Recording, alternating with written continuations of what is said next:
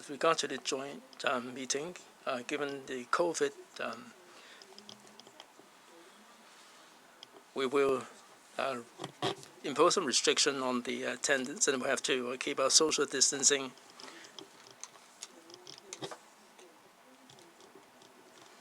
And we don't have any gallery for the media, and media can log on to our website to listen to the live broadcast. And as to the arrangement for media session after the meeting, we have already notified the media before the meeting. Thank you. Let's get on with the open meeting. I now call to order the open meeting of the IPCC. On behalf of the members, I'd like to welcome the police representatives. We have three. We have DMS, Rebecca.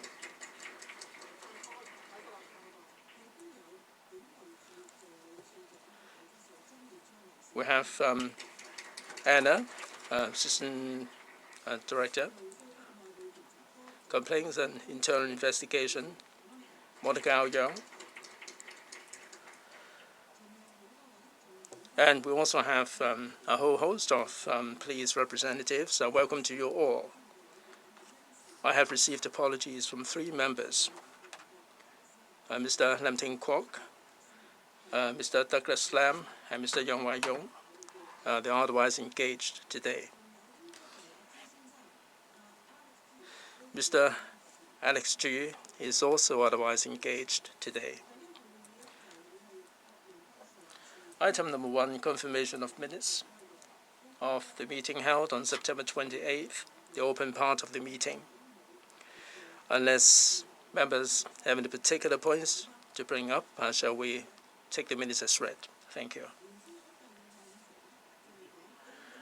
Item 2, Anti-Deception Coordination Center, ADCC. I'd like to invite the police representative here. Madam Chair, thank you. Madam Chair, members. In recent times, the scammers are resorting to multifarious tricks to scam people. I mean, unless people are vigilant, they are liable to be scammed. The police do have the confidence and the capability to handle all manner of frauds and scams. But in the course of investigation, quite inevitably, we will be up against challenges. The members of the public may be unhappy with the efficiency of the police, and they may lodge complaints. So we have the pleasure of inviting Ms. Bonnie An, Chief Inspector of the ADCC, to take us through the scamming tricks and also the police action taken. That would fill us in on the details, and together we will be able to tackle scams and frauds in Hong Kong, and also to minimize the number of complaints. I hand you over to Bonnie. Madam Chair, Vice Chair, members, I am Chief Inspector Bonnie An.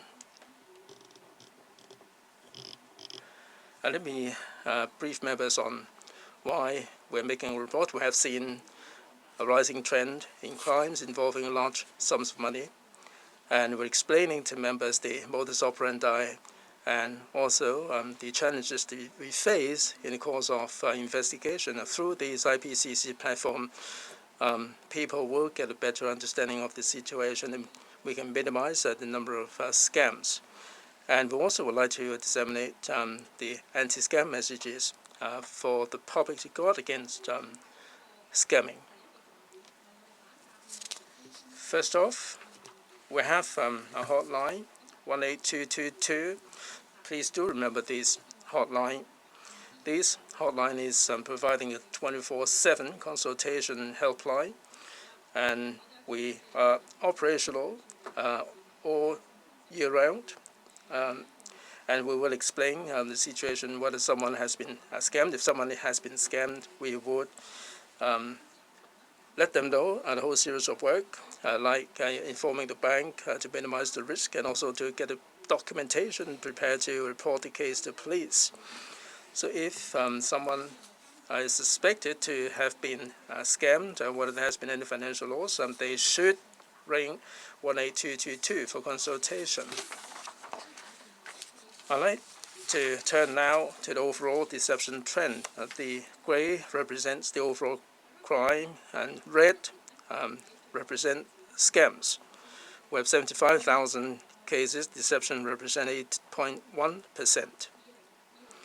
In 2020, overall crime 63,000, scam 24.6%. In the first 10 months of this year, the number of scams has taken up close to 30% of the overall crime situation. So in terms of percentage and number of cases, we've seen a steady rising trend.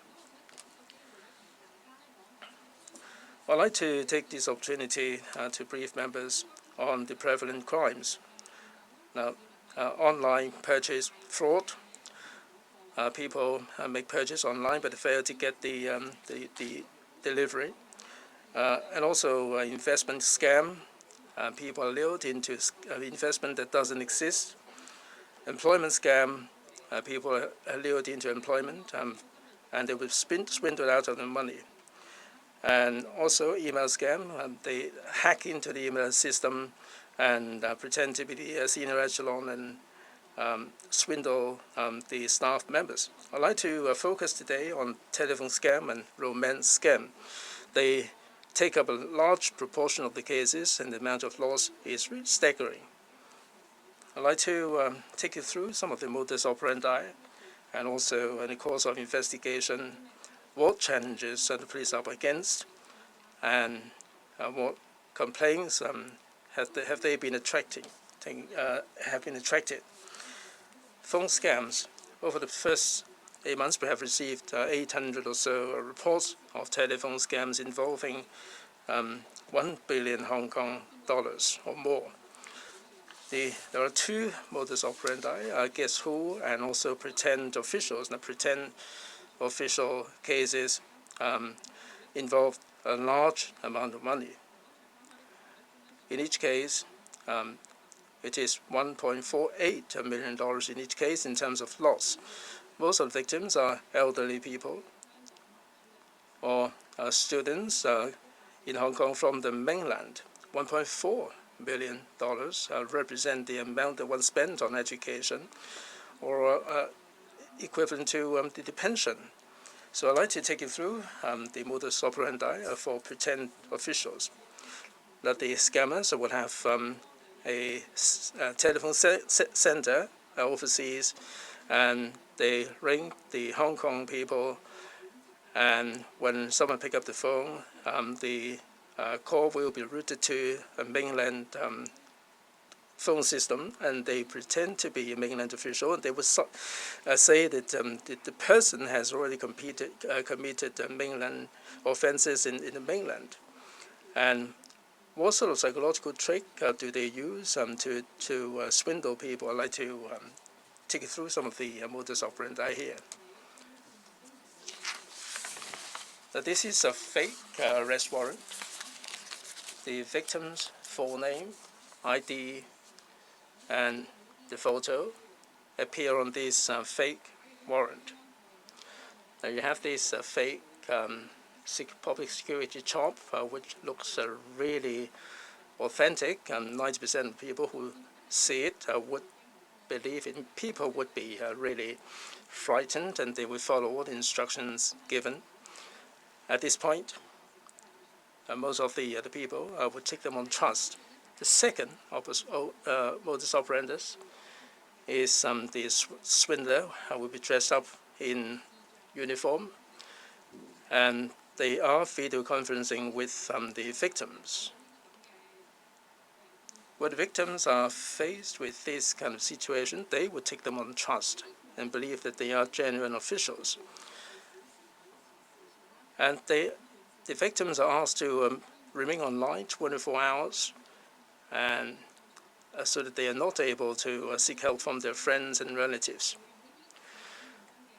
They would also use these fake websites or these kind of mobile app to make people key in their login credentials, and they're asking for these credentials to research information. But with this information, they would control the accounts and drain the accounts. Now, these scammers are outside of Hong Kong, and they only have the money laundering account in Hong Kong, and you can imagine what sort of impediments we face in our investigation.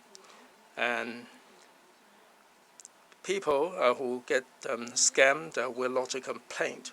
I'd like to share with you this romance scam in Hong Kong. This is pretty much a commonplace. In the first 10 months of this year, we have received 1,368 cases of romance scams involving 400 million Hong Kong dollars, averaging about $350,000 per case. And this is a staggering figure. Now, the median wage is $18,000, and the $380,000 represent a lot of money. Now, what sort of platforms do they use? They have a wide variety of online platforms that are luring the victims, like the Coffee with Bagel, Tinder, and Flock. And this is a dating site for Christians. We have Facebook, Instagram that are used, and there is also a platform that people share the karaoke sessions, and there is also a platform where people put their business credentials. All these platforms have been utilized to entice the victims, so they are everywhere. And the scammers create fake accounts on these platforms. I think you must have heard that they would use Prince Harry's photo to scam a girl. It's only when Prince Harry got married that she became aware of the swindle. In light of our experience, there are a wide variety of fake accounts involving different nationalities, different marital status, and they use all these measures to attract the victims. So usually after they added the victim on the platform, they would use a few weeks or few months to communicate with them, trying to gain their trust, so that the victim thinks that they found his or her soulmate. Well, that by then the victim will be too far gone, and the scammer really understands how to scam the victim based on their own socio-economical status or their what they long for. Like sometimes the victim would long for love. They want to marry. They would say, "Oh, I'm coming to Hong Kong to marry you, but I need some money to buy a ticket." Or they would send luxurious gifts to the victim, but customs has put a hold on that parcel, and that's why I need money to redeem that parcel. And a lot of the times, the victims would really want to make more money.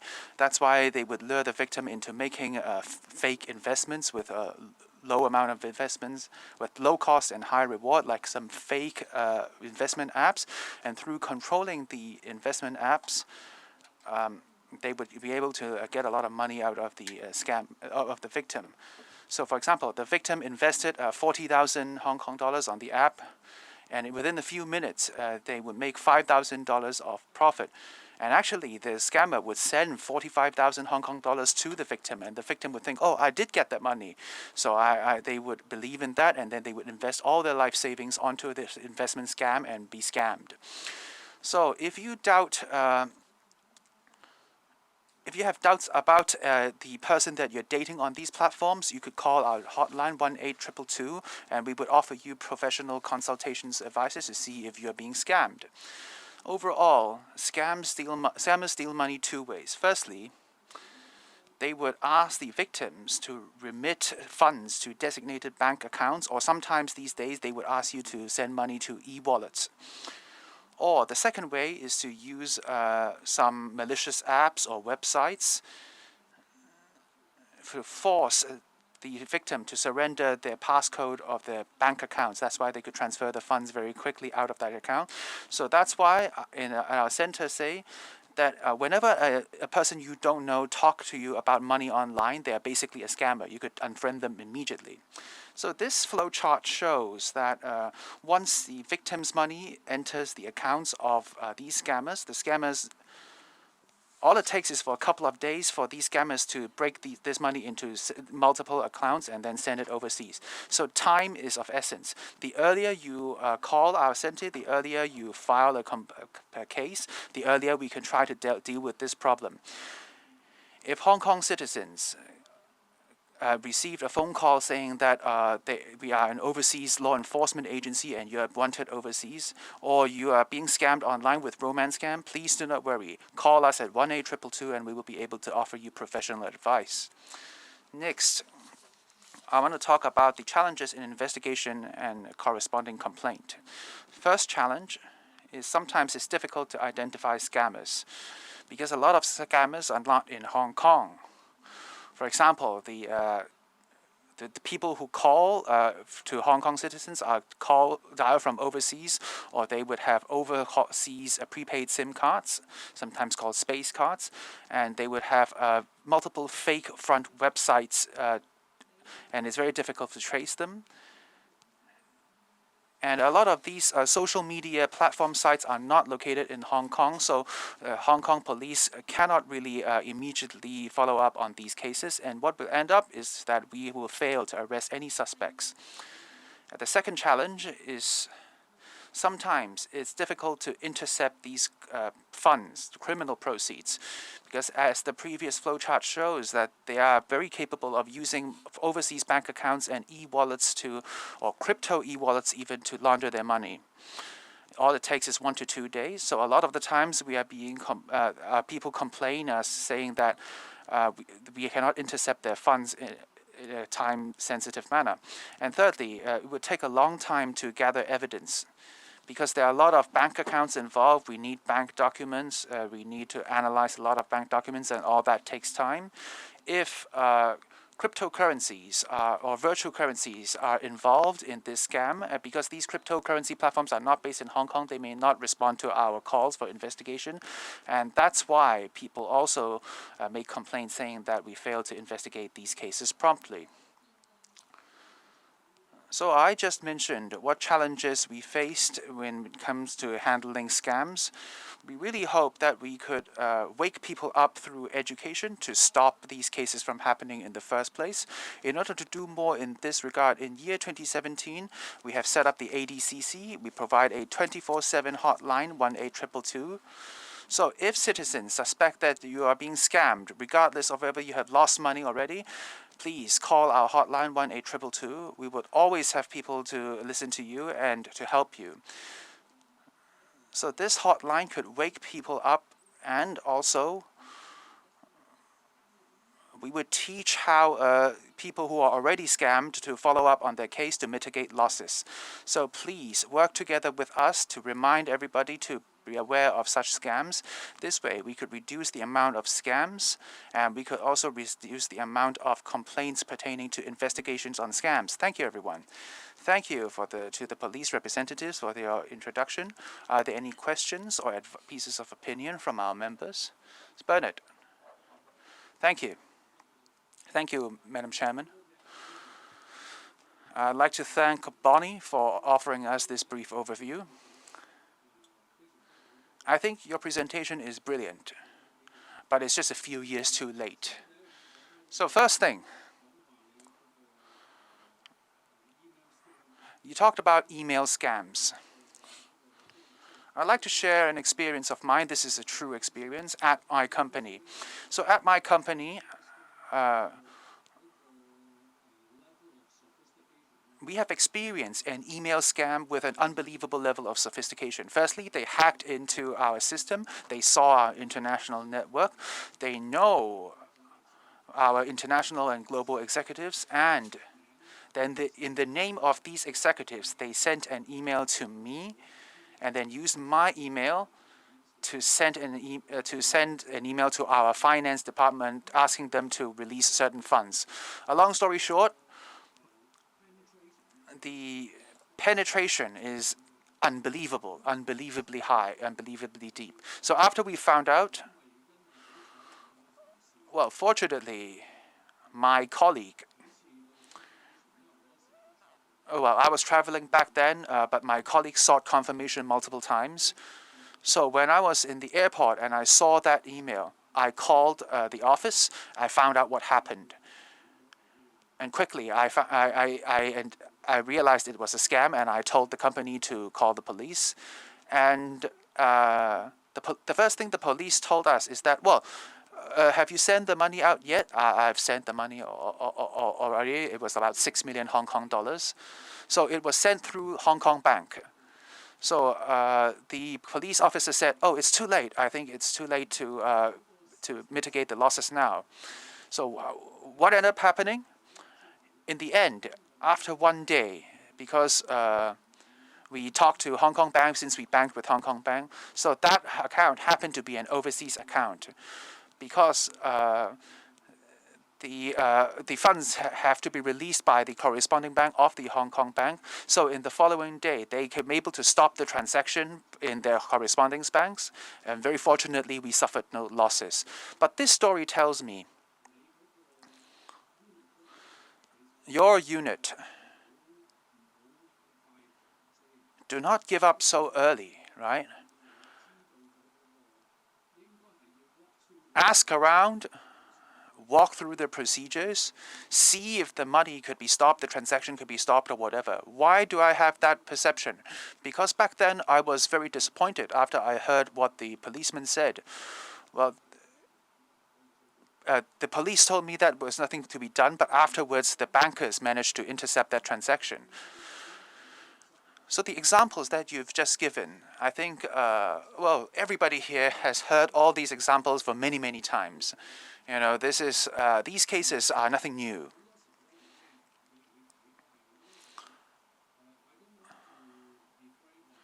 I do not wish to degrade or talk about other countries, right? But a lot of the times, these offshore accounts are located in places like Thailand, Philippines, Burma, Burmese accounts. They are in those countries. And these offshore accounts understands that local company law is it has not reached the level of due diligence as it should have. That's why they are able to do these offshore bank accounts. But I have a suggestion. Since so many of these scams have to be done through offshore accounts, you've mentioned the same thing as well in your presentation, cooperation and collaboration of the Interpol is very important. I wonder, at the Interpol, does the Hong Kong police reach out and initiate more collaboration in order to form a precautionary network, which would be much more effective than working alone? Because if you try to do it alone, you can't stop these scams. Well, that's my suggestion. Another suggestion is prevention is better than cure, right? So these scams, more often than not, once you talk about these scams, they are textbook mistakes, right? If you are just a little bit more careful, take a little bit more precaution, you would have found out.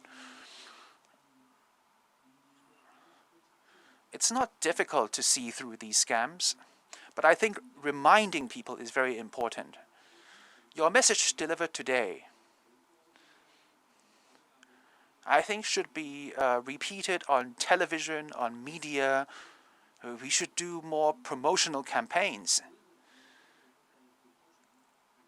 If everyone could be more careful, be more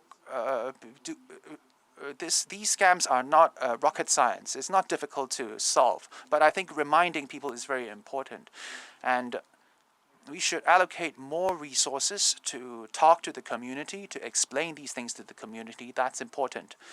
Thank you. Are there any colleagues from the police who wish to respond? Firstly, I'd like to thank the board member for his sharing. And with this opportunity, I hope that citizens and the media would learn more about how people get scammed so that they could be more vigilant. And at our office, we have always worked with our frontline investigative teams, because every day the frontline teams would get a lot of complaints from our citizens about scams. When they tell you that there's not a lot of chance of getting the money back, this because they don't want to get your hopes up, because there are a lot of factors like where the money go, through what accounts, which impact whether or not you could get your money back. So I think they are trying to manage your expectations, but there is actually a series of processes we could go through to help our citizens get their money back. Because when our frontline team gets notified about these cases, they collect the relevant information about the case, how much money is involved, which accounts are involved, and they would immediately notify our ADCC. What would we do at the ADCC? We would integrate all this relevant information. If it's about a local bank account, we would contact a local bank. If it involves an overseas account, we also have a mechanism to stop that transaction. So with this opportunity, I would like to explain said mechanism. So our ADCC has always noticed that scams are global. The money is not only spent locally, it's also spent overseas, right? So that's why in 2019, we've set up a international prevention mechanism with the Interpol. So if the money goes overseas, we would tell the Interpol about this payment request and the relevant information. Well, there are many member states. Let's say if the money went to America, they would tell America about this, and American police would help us to stop that transaction. Usually, the money,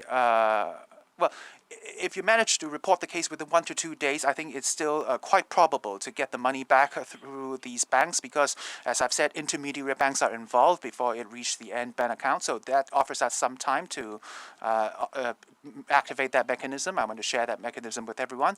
And there are many successful cases behind this mechanism. I would like to use this opportunity to talk about those. Early on last year, there were a lot of face mask scams, right? All around Hong Kong, people are trying to buy face masks. Locally, there was a doctor who wanted to buy face masks for all his clinics. A scammer claims that he's a face mask supplier from Spain, saying that he has a lot of face masks to sell him. So the Hong Kong doctor sent $20 million into 14 different bank accounts with 7 countries involved, like America, Turkey, many European countries are involved. So through that mechanism, we are able to send the relevant request to all our Interpol partners, and in the end, we successfully retained 1.73 euros. That's basically 17 million, right? So most of the money went back to the doctor. So this is one of the successful examples of our mechanism preventing crime. I would like to share that with everyone. And I really agree with what Bernard said. The police alone have very limited capability in this area. That's why we hope that all these relevant stakeholders could do their part to remind everybody around them. So when it comes to deception crime, we are in contact with a lot of relevant stakeholders, like the government's technological office, Hong Kong Monetary Authority. We have a lot of various seminars with all of these government bodies in order to strengthen everybody's cybersecurity awareness. And furthermore, we have worked with the Hong Kong University and the HKTDC to see how we could use technology to combat fraud and scams. And we alert people to the email deception. Internationally, we do have coordination. We do have our chief inspector from the CSTCB based in Singapore for exchange of information. Thank you, Bonnie. Dr. Lee, if I may put a question here. a lot of the scams involve people claiming to be mainland officials. Do we see these kind of scams all over the place? How is the mainland authorities tackling these problems? I'm sure that these kind of crimes also happen in the mainland. How do they tackle these kind of crimes? Well, I'm sure that we're dealing with different jurisdictions, and they may deal with it differently.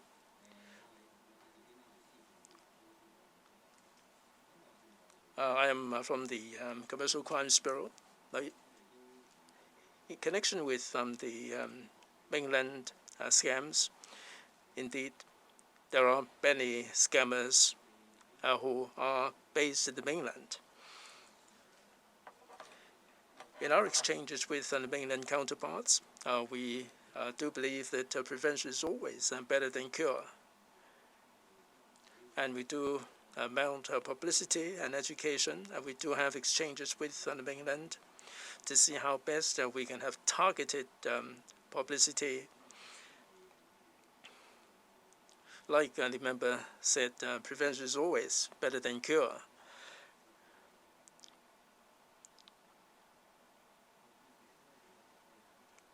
In the mainland, they do have the technology to track down the criminals, but they also believe that prevention is the best cure. So this is the way to go. Thank you. Martin Wong and then Mr. Lee.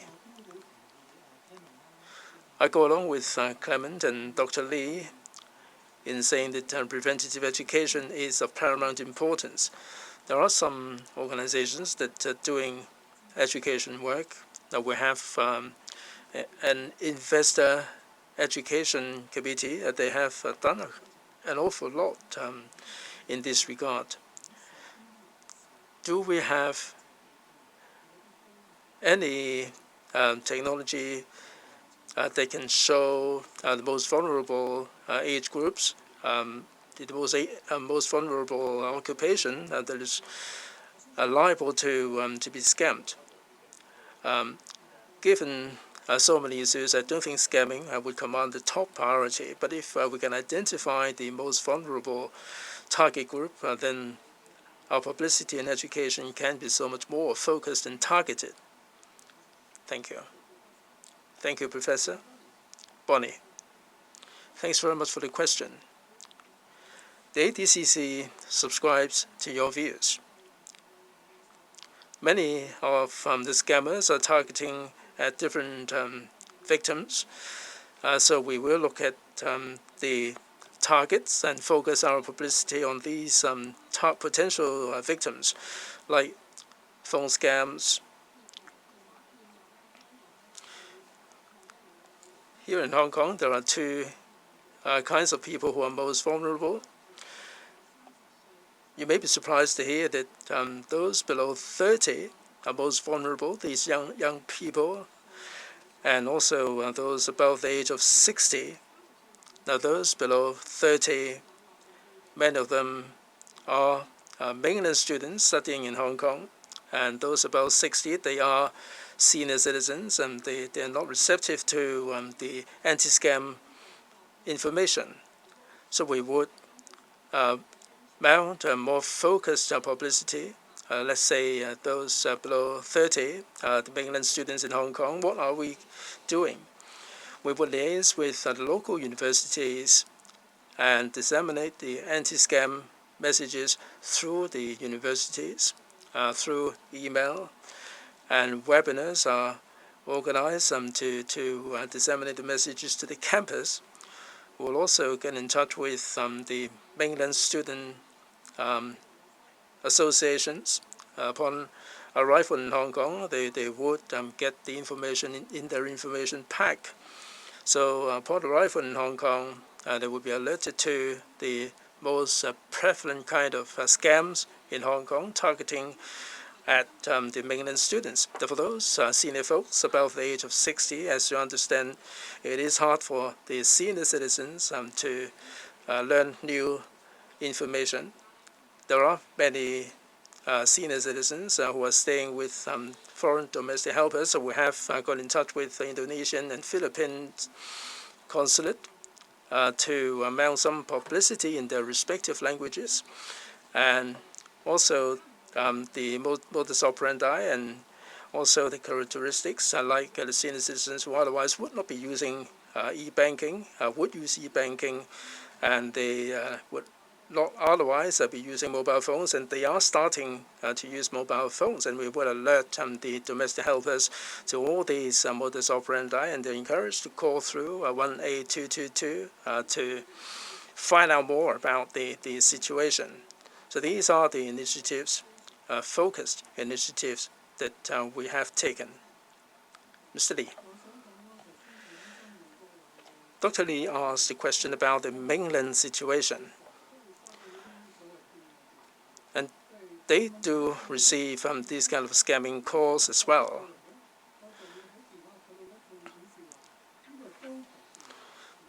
But the phone will show that this is a high-frequency call, and one has to be careful. So luckily, I remain unscathed. I think the police should educate the members of the public about the numbers that are coming through that are not in the contact list. And if they get calls from numbers and they're not from the contact list, they should be exercising due care. I'm sure that they would help. In my company, what happened was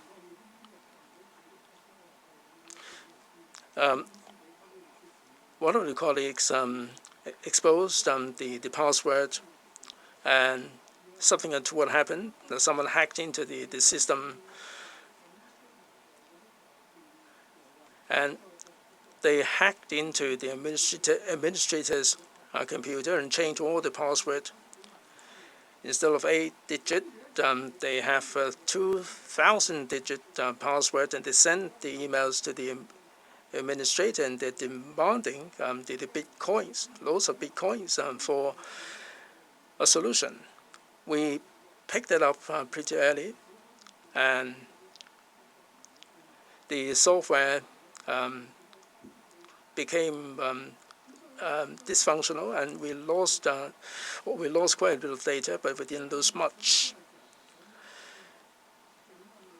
The scammers may not want to collapse your entire system, but they are just trying to paralyze your system. Let me say something before Daniel in response to that gentleman. I do think we should not be malicious myself, but we have to guard against malice. Now, Hong Kong people tend to be very kind, and when they hear the relatives desperate for money, and they are liable to be swindled. In response to Clement, Clement's chairman of the IPCC for publicity. Now he has been doing a good job in publicity. And I think the police and the IPCC can join hands to educate the members of the public. Now we should be sympathetic, but at the same time we have to guard against any malice because the thugs are always able to outsmart us. It would be hard for us to recover the money if we get swindled. It may take a long time. I mean, on average, it is $1.4 million. We do have a lot of experience accumulated in Hong Kong and overseas. Now, Mr. Lee talked about ransom, and you are held to ransom. And there are many smart scammers who are really good at that. There are some big corporations, airlines, banks, medical organizations that have been hacked. I'm sure that these hackers are very sophisticated hackers. I learned from the newspapers that with the prepaid SIM card, I mean, the prepaid SIM card is going to be brought under control. If there is a call coming through showing a number not from Hong Kong, I think we should exercise vigilance. Sometimes we are busy, or senior citizens in particular, they should be more extra doubly careful with regard to numbers that are not from Hong Kong. What about the prepaid SIM card? How soon are we going to have the real name registration? September next year, real name registration? Right. Let's hope that things will be put right, and Clement Subcommittee will be working with the police to guard against these scams. And they are resorting to multifarious ways to scam people, and this is some money for nothing, and I think that they have to exercise every care that they can exercise. I've got a couple of questions, if I may. First of all, it was mentioned that some scams are taking place through the utilization of apps. Is there any control on the part of the service providers? Why is it that some apps can be used to scam people? Can we ask the service providers to do something about it, or is it the case that there is no regulation, no control whatsoever in the use of the apps? Second,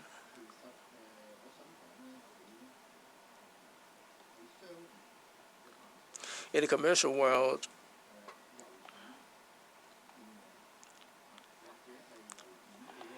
email scam or email extortion, I'm sure they are happening far more often than the police become aware of. My company is not a big one, but we do have 2 email systems.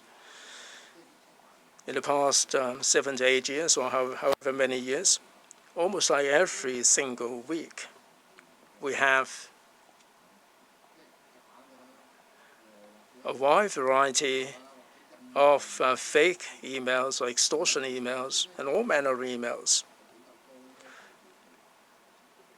And also, you didn't mention this a moment ago, the courier company, they handle so many parcels and mails, and they're dealing with them in huge quantities. And I hope that the police will also show concern about this as well. Or is it likely that the police can set up a communication platform with the business community? I'm sure they may have their own independent email system. They're liable to be hacked into. With the platform, I'm sure that you will be helping the companies in Hong Kong to let the police know about the situation and how the scammers are manipulating the situation. I can't see at the present moment any particular service that is rendered to these business communities.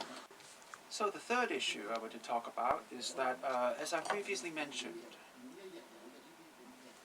every day there are so many such cases happening. Right? Even if they don't end up being scammed, that still counts as a scam incident, right? It's more and more of these scam incidents is more and more serious. So, how much resources are the police allocating to fight such crime? In the future 5 years, would there be a significant increased amount of resources allocated? I personally think that more resources would definitely be necessary in order to prevent more such incidents from happening in the future. Thank you. Any response from the police? I think those are just pieces of advice, right? Rebecca or Monica? I think Bonnie. Bonnie could talk about the details, and then I'll move on to the overall comment. So, thank you. Firstly, I'd like to talk about the apps issue. Your observations are correct. If these apps have to be put on Apple Store and Google Play, then they have to be subject to the regulations and vetting of these 2 companies to see if there's any malware on those apps. In other words, if you are on Apple Store or on Google Play, then people would be satisfied that your apps are normal and compliant with the law. So the malicious apps that I've mentioned would definitely not appear in these two marketplaces that I've just mentioned. What would they usually do? They would put these malicious apps onto certain links, and these links would be placed onto servers located in different countries. And they would send these links directly to the victim, tell them to download certain things. So one of the pieces of advice we offer our citizens is that if you want to download an app, download it from the official source. If someone sends you an app of unknown origin or asks you to scan a QR code to download a random app, then it's quite probable that piece of app will be a piece of malware. So this is what we're trying to educate people about. Download all your apps from official sources. If people send you a QR code or a link, that would definitely be a fake, a malicious app, malware, or a bad app, because that's where they are located. So in other words, amongst these official apps, there are basically no incidents of scamming pertaining to these official apps on official sources. So based on reports we got of all these fake investment apps that the victims have downloaded are placed on links for the victims to download through those links. So Rebecca, I think you want to say something to us? Any board members who want to say anything? Vice Chairman? So just now Bonnie talked about this issue. Usually we look at, we read the news and we see yet another person is being scammed, right? I don't know if the average citizen is aware of how these scams happen. Recently, IPCC has filmed some short clips to explain the work of the IPCC. Has the police considered doing something similar, to offer short videos to tell members of the public how these scams work, so that they could be more alert and more vigilant?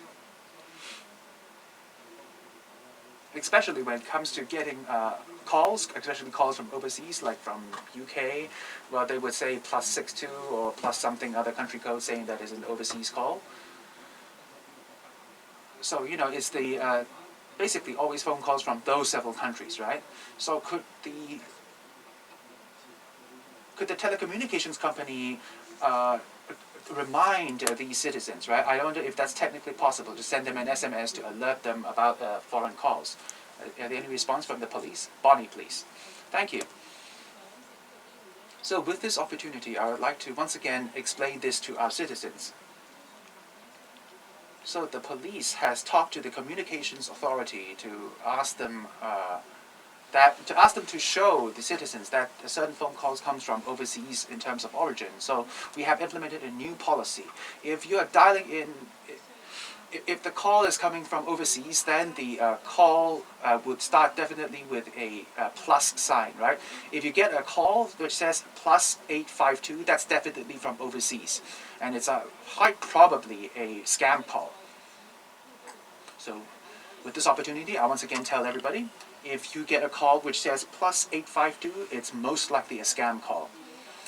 So when it comes to the communications operators, Hong Kong has all sorts of operators.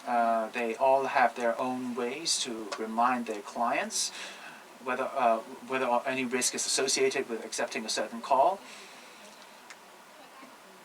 If, you know, for example, a call which starts with +852, then before the citizen picks up that call, there would be a warning message telling you that this is quite probably a scam call. But different operators does these anti-scam measures differently.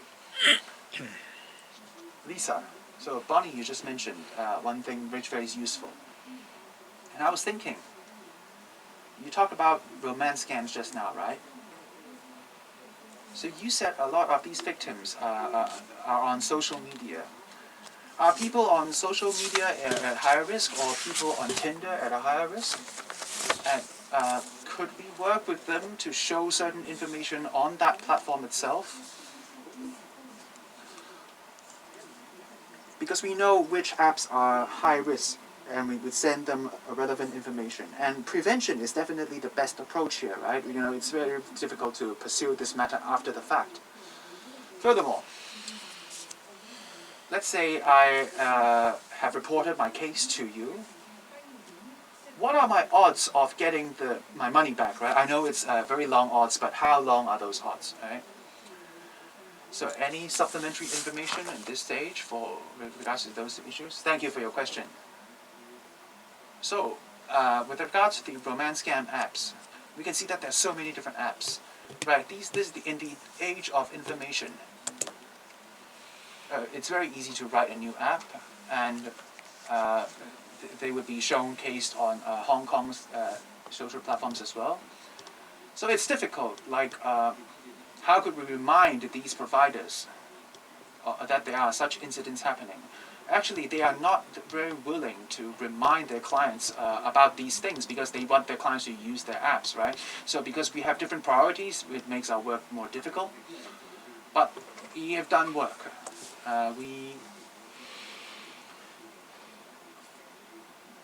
For example, we ask local marriage counselors or like local dating operators to use their own means to remind people who need their services that such romance scams exist. So this is work we've done in the area of promotion and education. When it comes to intercepting funds, it's very difficult to arrive at an actual percentage point, but it depends on several factors. Firstly, when was the incident reported, right? If you report that incident as soon as possible, if you have all the relevant information, and if the money has to go overseas, then it's easier for us to intercept the transaction. But as FPS or like local remittance technology advances, the speed of remittance is much quicker than it used to be. And that also makes it more difficult for us to intercept these funds.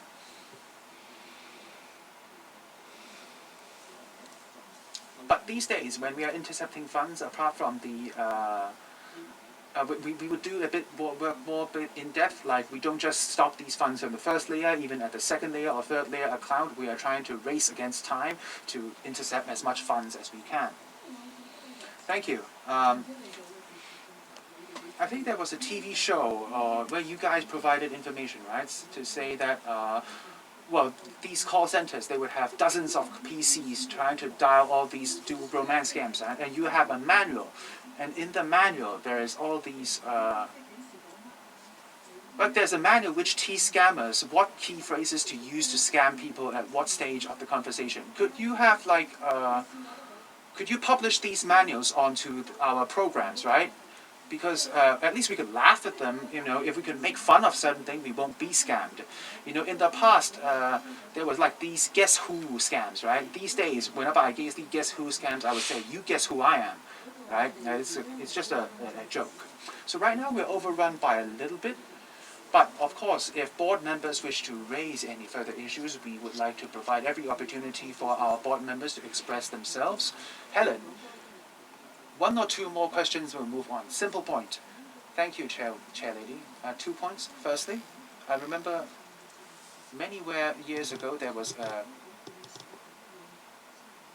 a show about police work on a regular basis. I think that's a good way. You should just do that again. And secondly, if you get a phone call, if they tell you I'm a Chinese police or whatever, would you recommend that they would just keep on talking to them and ask another person to call the police? Would that make it easier for us to trace the source of that call? Thank you. Let me answer that question. Firstly,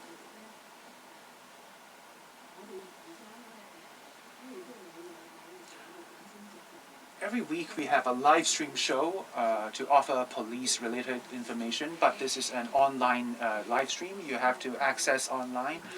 Well, every 9 p.m., every Thursday 9 p.m., we would have a live stream show online.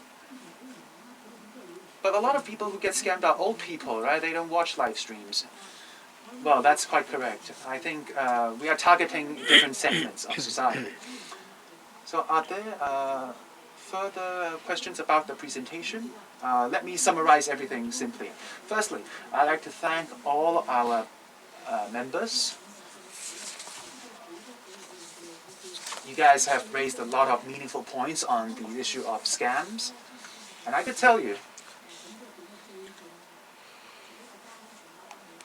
except for national security. Of course, national security is the first priority of the police force. But when it comes to local crime, right?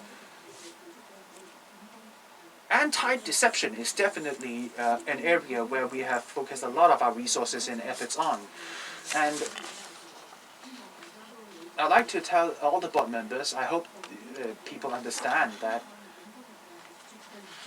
the police cannot prevent scams by working alone. So I agree with what the chair lady has said. We hope that the IPCC and the police, we could collaborate together to promote these messages, the purpose of which is to make sure that citizens understand what risks are associated with scams. And we welcome all pieces of advice, because this is definitely not something that the Hong Kong police could fight alone. This is a global trend. And furthermore, I'd like to say, like, prevention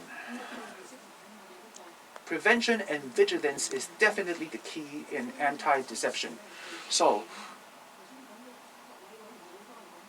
a lot of our board members just now have offered a lot of issues about publicity, but we have done a lot of publicity work over the past few years. Like, we have our great cartoon as our ambassador for anti-scams. And today, I hope the most important part of the theme is that remember this hotline, our anti-scam hotline. No matter what happens, if you suspect you're being scammed, whether or not you have already lost any money, please, no matter what happens, if you suspect you are being scammed, do not call the police. Call our hotline, 18222, 18222. This is the most important piece of message we're trying to get out there. I hope that if our board members have any strategies or any advices about combating scams, we welcome all your pieces of advice, and we would work with the IPCC in the future. We would like to thank Rebecca Lam for her summary. If there are nothing else, we will move on to the next item on the agenda. So next item agenda is third item on the agenda. Matters for information. They would make a brief overview on 4 items. Firstly, CAPO's monthly statistics. Secondly, complaints arising from Fugitive Offenders Ordinance, FOO, and the relevant complaints and the data. Thirdly, an update on the latest on the 52 recommendations. And number 4, CAPO's criminal and disciplinary checklist. Thank you. Thank you, Chair Lady. Firstly, let me start to first report on the trends of complaints. You can see in year 2021, over the first 11 months, we have received a total number of 1312 complaints which has to be reported, and compared with year-on-year average, year-on-year increase is previous year is 10848. It has reflected by about 300 odd cases. But compared with the amount of complaints in year 2019, there's a slight decrease, reflecting a year-on-year decrease of 15.2%. In the first 11 months, there are 422 cases which went through the expression of dissatisfaction mechanism, the EDM mechanism, reflecting a year-on-year 17.6% decrease from year 2020. Next slide. So in the first 11 months, amongst the 1312 incidents that need to be reported, most of them are mild incidents. And if you take a look at the pie chart, which is circled in red, it includes negligence of duty, inappropriate behavior, and bad attitude, and foul language. There's a total of 1,220 incidents, accounting for 93% of those incidents. And then there are more serious incidents, including beating, intimidation, and abuse of power, and fabrication of evidence. It accounts for 7% of total incidents, with a total of 92 incidents. Light green, neglect of duty, 696, 53%. The yellow portion, misconduct in politeness, 493, 37.6%. The blue part, offensive language, 31 cases, 2.4%. In the first 11 months, we have 1,000 cases compared with 800 last year. We have seen an increase of 390%. The grey portion is as though 62 cases, 4.7%. Blue thread, 8 cases, 0.6%. Purple, unnecessary use of authority, 20, 1.5%. Fabrication of evidence, 2 cases, 0.1%. For the first 11 months, 92 cases of serious allegations, compared with 117 last year, a drop of 95 cases, of 50.8%. Last one. This is for the first 11 months, the trend of complaint compared with the previous 2 years. Neglect of duty, 2020, 490, rising to 696 this year, up by 206 cases, of 42%, compared with 2019, 728, a drop of 32 cases, of 4.4%. Misconduct and impoliteness, 352 in 2020, rising to 493 this year, up by 140, or 39.7%, compared with 2019, 538, a drop of 45, or 8.4%. Offensive language, 18 in 2020, rising to 31 this year, up by 13 cases, or 72%, compared with 2019, 30 cases. The number is similar. Serious allegations, assault, 127 in 2020, dropping to 62 this year, dropped by 65, or 51.2%, compared with 2019, 165, a drop of 103 cases, or 62.4%. Threat, 12 cases in 2020, dropping to 8 this year, down by 4, 33.3%, compared with 16 in 2019, a drop of 8 cases, or 50%. Unnecessary use of authority, 40 in 2020, dropping to 20 this year, a drop of 20 cases, or 50%, compared with 58 in 2019, also a drop of 38%, or 65.5%. Fabrication of evidence, 7 in 2020, dropping to 2, down by 5, or 71.4%, compared with 2019, 12, also down by 10, or 83.3%. So much for the trend of complaints for the first 11 months of this year. Thank you. Vice Chair, Madam Chair, thank you. If you refer to the data, serious complaints, dramatic decrease. However, the number has gone up because of neglect of duty and misconduct. Now we have the border-worn camera worn by the police, but they're not on all the time. In your dealings with the members of the public, I'm sure if they know that the border-worn cameras are on, the number of complaints will certainly be reduced. Now when the cameras are on, the police as well as the members of the public would be exercising restraint. These kind of neglect of duty, this is of different natures, I'm sure, but I'm sure that these kind of cases of misconduct and neglect of duty will be dropping dramatically. Right, if I may, Madam Chair, we will consider this, that this border-worn camera is really a marvelous suggestion. We'll certainly consider this. The third slide, Vice Chair is very observant. He spotted that for serious cases, there has been an obvious decline. Now for misconduct and neglect of duty, the number of cases has gone up. Now, this is mainly because following the black-clad violence, our officers are resuming the normal policing duties on the front line. And if you also notice, we have introduced the e-ticketing system.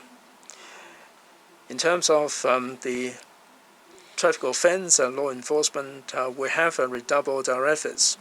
So obviously, we do have a lot more contact with the members of the public on the streets, and we may stop and search more often than before. So these kind of minor complaints, we have seen a slight upsurge.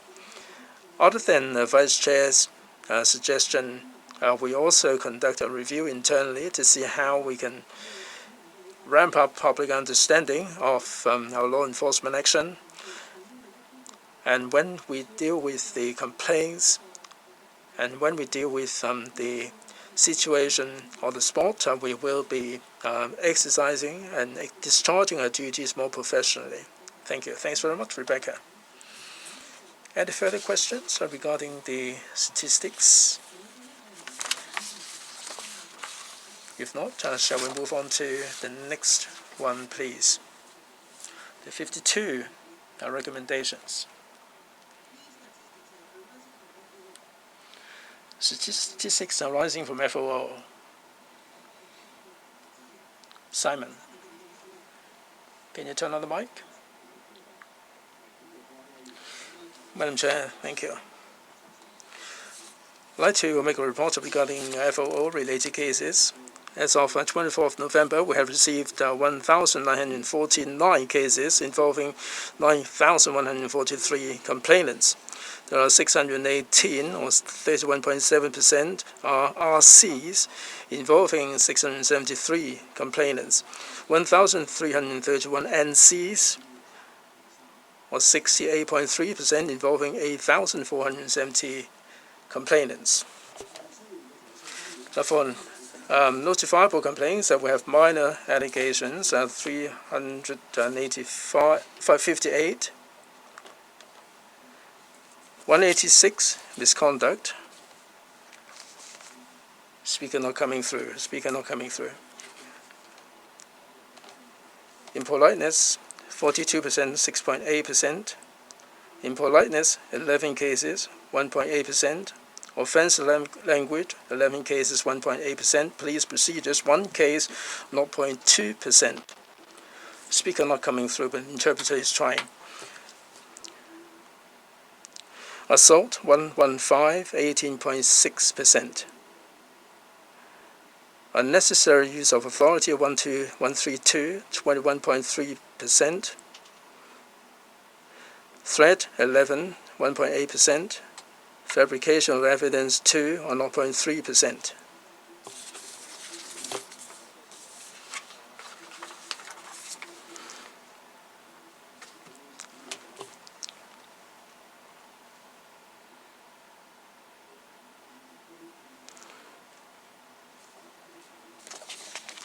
The blue portion, 457 have been endorsed. There are 68 that have not been submitted. There are some that are under preparation. There are 40 cases and there are sub judice, and there are 20, that's the grey one, that are under investigation. For these 20, 13 have gone through the procedures, and the remaining 7, for various reasons, maybe they're more complicated and they involve a lot of documentation, and in some cases they're not pursuable. Well, speaker not coming through. Speaker's not coming through. For 8 cases, the reports are under preparation. Thank you. That's section B. Any comments? If not, let's move on to item 3, the 52 recommendations.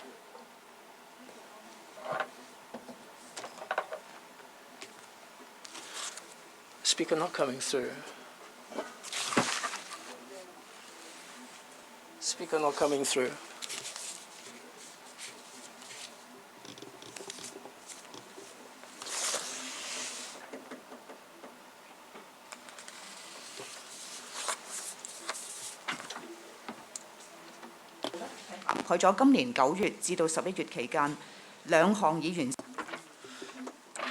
We have introduced one new measure.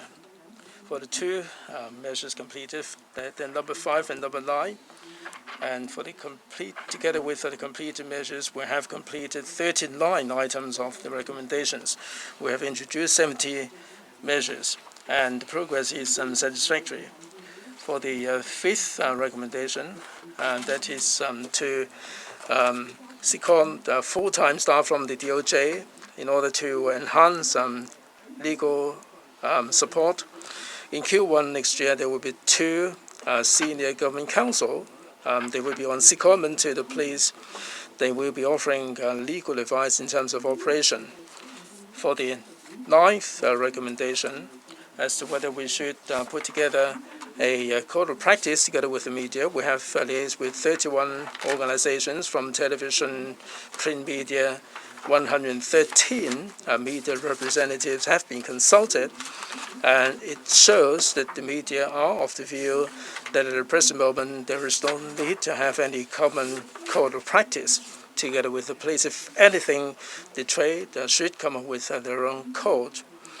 We may not be able to come up with a common code. The police, however, have taken a number of measures to minimize any conflict on the front line with the media, and also to enhance understanding.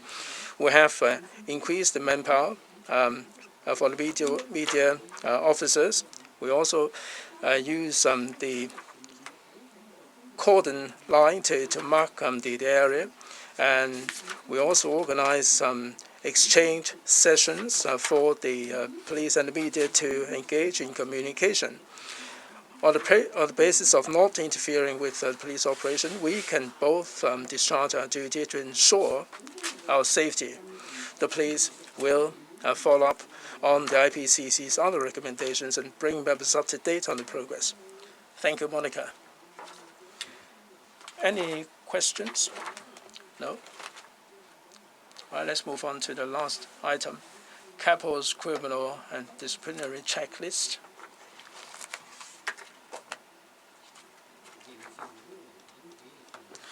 The criminal and disciplinary checklist has been submitted to IPCC in the form of an appendix. We don't have any supplement for the time being. All right, any particular questions or comments on the checklist? If not, we move on to any other business. Any AOP items? If not, just a reminder that the next meeting is scheduled for 15th of March 2022, a Friday. Before we bring this meeting to an end, this is the last meeting for this year. I wish members an early Merry Christmas, good health.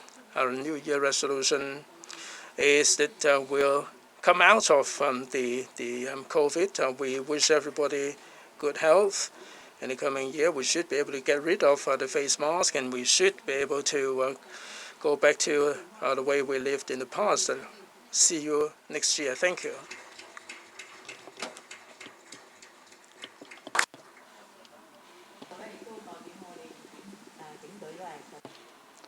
On behalf of the police force, I'd like to thank the chair lady.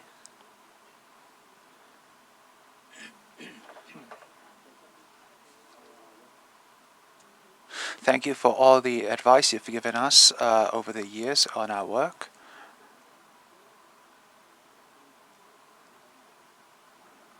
I hope in the coming year we'll continue to keep up our collaboration.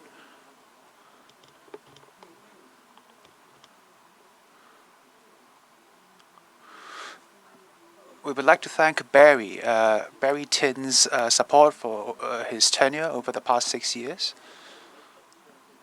We'd like to wish everybody an early Merry Christmas. Stay healthy, stay safe. See you next year. Thank you.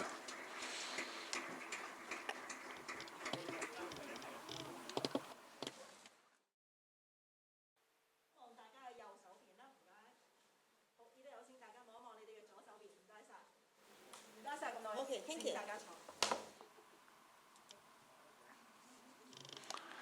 Hello, friends from the media. The IPCC in the joint session just ended.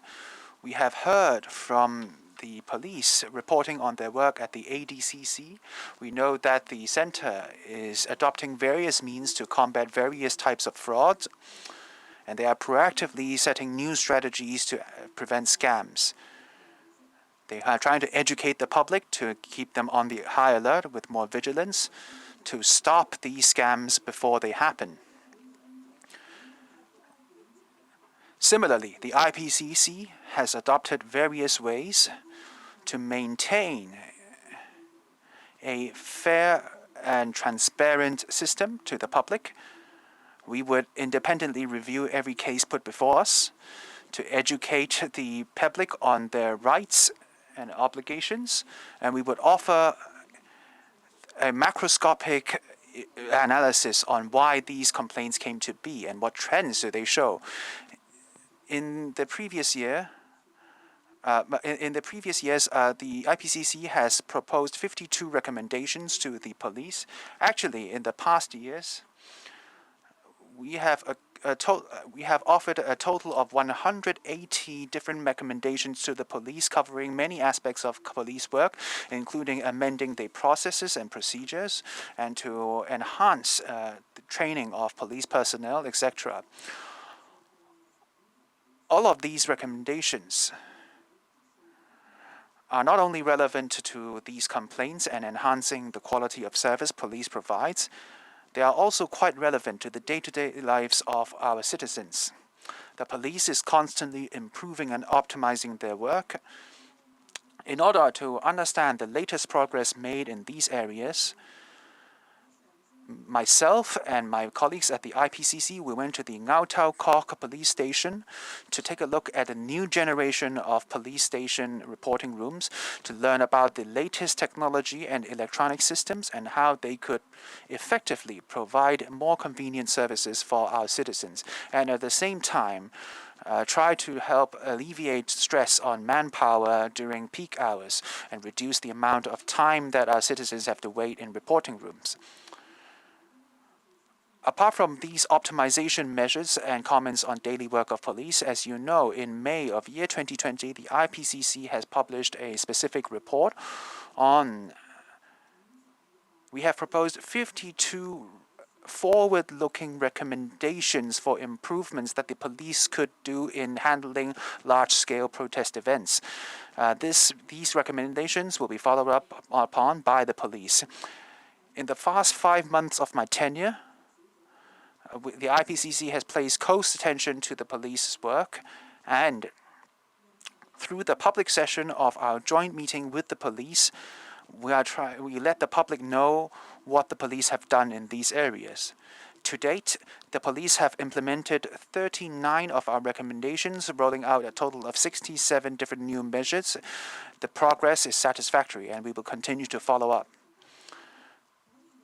We think that these recommendations could help the police better handle these large-scale public incidents and effectively reduce the amount of complaints we receive, and to offer our two-tier complaint system higher functionality. In today's media briefing session, we will talk about the work that IPCC have done from year 2020 to year 2021. So our Secretary, Daniel Mui, would offer more details later. One thing is noteworthy. We have noticed that in the year 2020 to 2021, the complaints which are classified as not pursuable has increased to 647 incidents. This is a very high number, and these type of non-pursuable cases are mainly because the person who filed the complaint did not attend our CAPO meeting, or they refused to provide further information to CAPO. So me and Mr. Mui in the past in many areas have said this many times and made a public appeal to the people who file complaints. When you are filing a complaint, you are also obliged to work with the CAPO and provide true and accurate accounts and relevant information, and the way to contact you in the future in order to follow up on these investigations. And that's the only way our investigations could be effective. So next, I'll hand the floor over to Daniel to talk about the key points of our report in year 2020 to year 2021, and our chairman, Mr. Clement Chan Kam-wing, would talk about the work that IPCC have done with our stakeholders. Finally, our secretary, Mr. Mui, would talk about the latest statistics of FOO-related incidents and how much progress we are making in terms of vetting these complaints. So thank you, Chair Lady. I would use the remaining time to talk about IPCC, what we have done in year 2020 and 2021, and some of our statistics. And we will also take a look at the trends exhibited in these complaints and the effects of our work. So on this slide, you can see in year 2020/21, we have received a total of 1,363 reportable complaint cases, which is a year-on-year decrease of 7.8%. In the past year,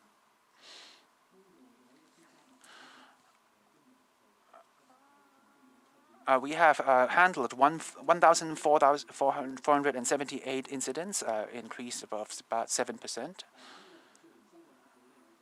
So as you know, the complaints that we receive and review, there's a time lag between because it takes time for us to vet these things. So we might receive a complaint today and review it. It takes a year to review it. And there are a total of 2,311 allegations endorsed, which is a 4.6% increase year on year. And if we look at the total number of allegations, 2,311, what is the rough makeup of these allegations? Well, I could say that 14% of these allegations are serious allegations, and on the bottom left, minor allegations account for 86%. So the most important serious allegation is the stuff like unnecessary use of authority, threats, fabrication of evidence, and assault. For minor charges, they might involve misconduct, improper manners, offensive language, and negligence of duty. So if you look at the pie chart on the right-hand side, that would be the figures from last year. So the proportion of serious allegations versus minor allegations is 13% to 87%, which is roughly similar to the levels this year. So if we look at the allegations that required full investigation, in year 2020/21, there are a total 702 allegations that require full investigation, compared with the 2019/20 figures of 797 cases. That's a year-on-year decrease of 11.9%. And if we look at allegations that did not merit full investigation, there would be 1,609 such allegations, compared with 1,412 of year 2019 to year 2020. That's a year-on-year increase of 14.0%. The total number of allegations is 2,311. That's a year-on-year increase from the previous year by 4.6%. So amongst these 702 allegations, people would wonder what's the makeup of these allegations that require full investigation. So there are 72 allegations which were substantiated, compared with 57 from last year. There's an increase. Substantiated other than reported would be 18 cases, which is roughly the same as the previous year. Allegations that are not fully substantiated, there are 4 such allegations. the three figures add together would account for a total of 94 allegations. Compared with the same figure on the previous year, there are 78 of such allegations. We have seen an increase of 13.4% year on year. So there are 208 allegations that were unsubstantiated. 364 incidents we found no fault, and 36 false cases. Total number of cases is 702 cases. So I want to talk about false allegations. So even though it's just 36 allegations, but 27 of these allegations among these 36 allegations are actually judged by the court, and they are even raised in courts. So 27 of these allegations were resolved in court. I want to say, making a complaint is a very serious matter. The person who filed the complaint should provide correct information to let CAPO and IPCC handle these complaints. If anyone provides false information, you might have break the law and bear the consequences. So we know that there was a case in the past year, and last year in October, someone filed a false report, and we charged him with falsifying reports. So, as I mentioned, total 94 of allegations are either partially or fully substantiated. And amongst these 94 allegations, 91 of those allegations are minor allegations. You can see in this diagram, 72 of these allegations involve negligence of duty, and 19 of these allegations involve misconduct or improper manner or offensive language. Compared with similar figures last year of 59/16, it's a slight increase.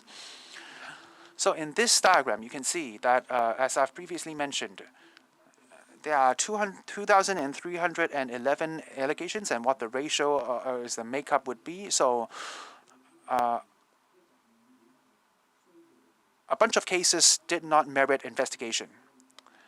Including, you see that 606 allegations were withdrawn, and 764 of these allegations were not pursuable, as previously highlighted by our chairman. And we would like to ask all people who file complaints, after you have filed the complaint, please give relevant information in a timely manner. Without your information, it's very difficult to follow up on your case. So we can see that 606, people may wonder, well, compared with 462 from the previous year, why was there such a significant increase? It's because 176 of such cases are POE related. Related to black-clad violence, and the person in the end decides to withdraw their complaints, and there are many reasons for them to do so. Two of those reasons would be, firstly,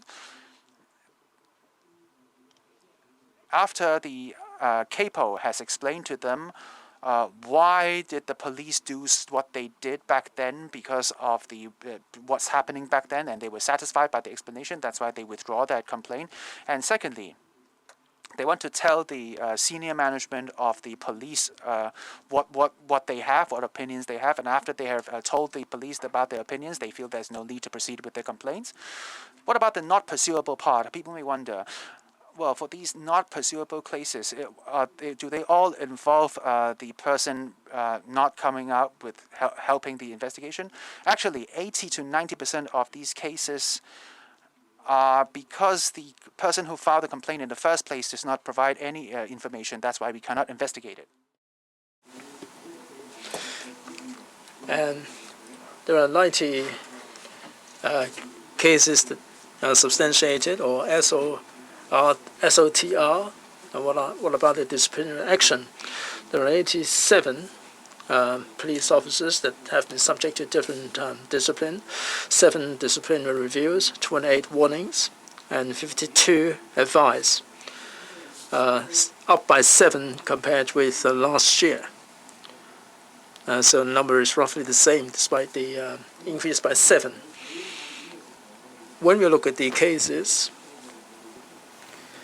we would raise queries.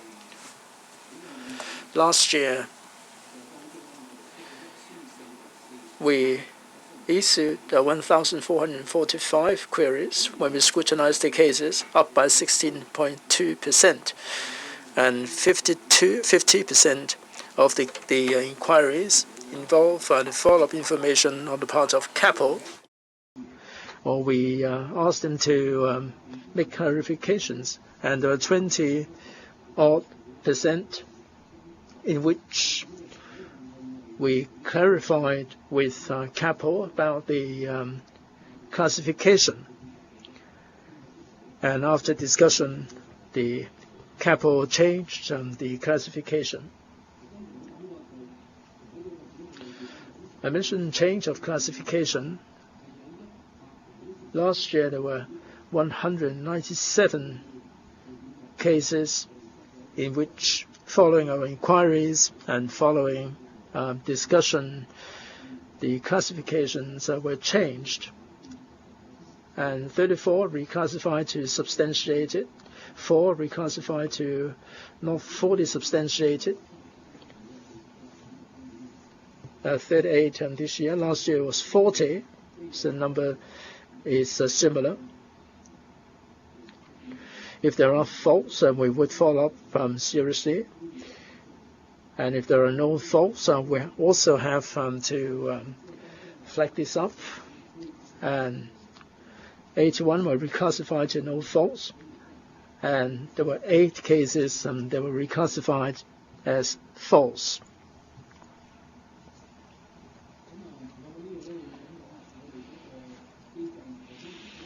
Our mechanism is fair and just.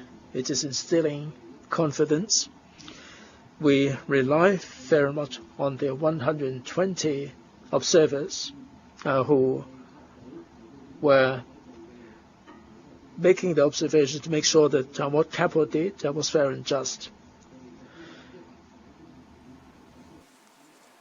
The observers attended 2,198 observation sessions, up by 3.3%.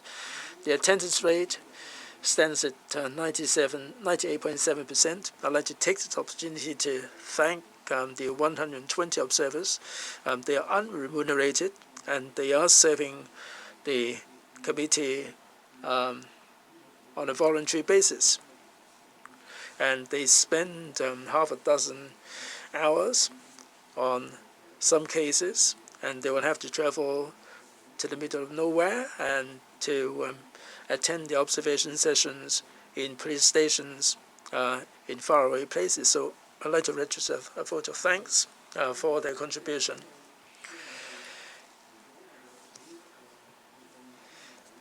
Madam Chair mentioned that other than looking at the cases, we would also scrutinize the cases in such a way that the police can be advised to do a better job to minimize the number of complaints.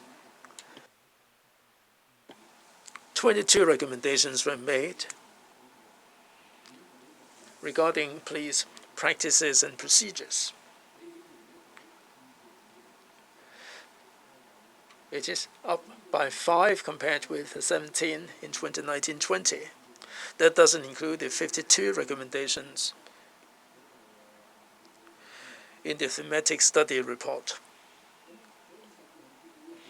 Of the 22 recommendations, there are 5 that have been included in the annual report, and there are more details in the report, and we have also the cases involved. And I don't propose to take you through one by one. Altogether, 118 recommendations have been made all these years. From 2009 to 2021, 3,827. In 2021, the number stands at 1,390. Of 1,390, some of them arose from the riots in 2019. If you check them out, the number would stand at 1,000 or so cases. The media tend to ask why the number of complaints has dropped. Since I've taken up this post, I've asked my colleagues as to why the number of complaints has dropped. And this is not a drop in a single year. This is a consistent dropping trend. From 2009 to 2021, we have made some recommendations, and in 2021 the number has gone up to 22. Now in this bar chart, you see the trend there. If we superimpose the two charts, the trend is even more obvious. The more recommendations we make, the less the number of complaints. That the number of complaints isn't because of our recommendations alone. The police have been making their improvements. They have been enhancing their own services through various initiatives. So with this double-pronged approach over the past decade, the police have consistently improved the quality of service, and as a result, the number of complaints has dropped. It is not simply a drop in the number of complaints. Whether we're talking about minor or serious cases, the number has dropped nonetheless. I've been involved in vetting for 10 years. In my early days, I saw some really serious complaint cases, but these days the number of serious complaints has dropped. So it has to do with the consistent improvement in the quality of service. That's so much I have to say. I hand you over to Chairman of PCC, Mr. Clement Chan. Thank you, SG. Like the Chair said, I'm here to brief the media on the work of publicity. The IPCC has been focusing its attention on good communication and build trust. So we attach a lot of importance to taking advantage of various platforms to communicate with various parties in order to enhance trust. We did use various tools like the questionnaire surveys in order to get in touch with the stakeholders and to listen to their views about the IPCC. And also to help us to map out the publicity initiatives. Other than mounting publicity in recent years, we have also broadened our scope of work, and we are reaching out into the community and getting in touch with various stakeholders and explaining to them the work of the IPCC.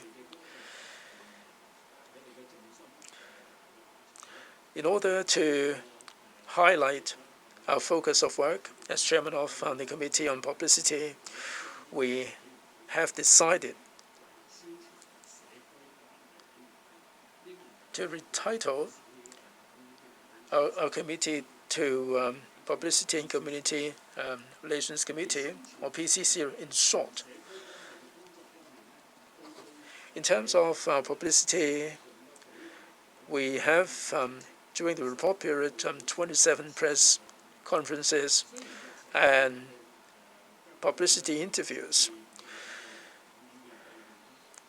COVID has made it difficult for us to engage our stakeholders face-to-face. However, the IPCC has resorted to various technological means through our YouTube channels and through our website. We broadcast live the joint session with CAPO. So despite COVID, we still maintain a pretty high degree of transparency.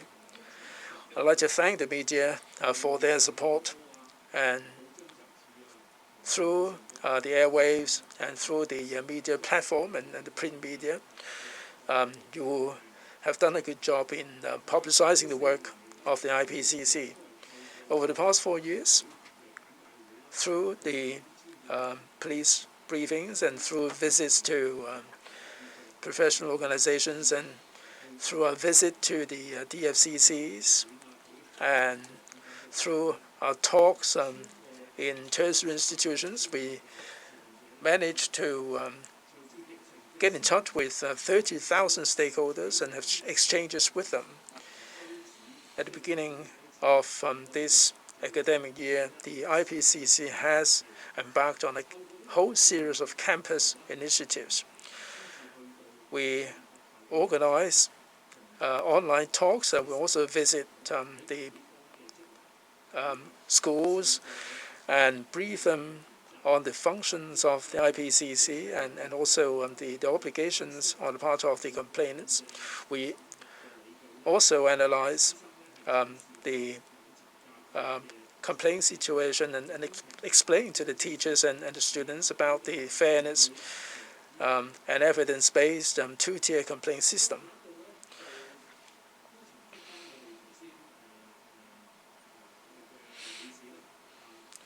I'd like to reiterate what the SG said.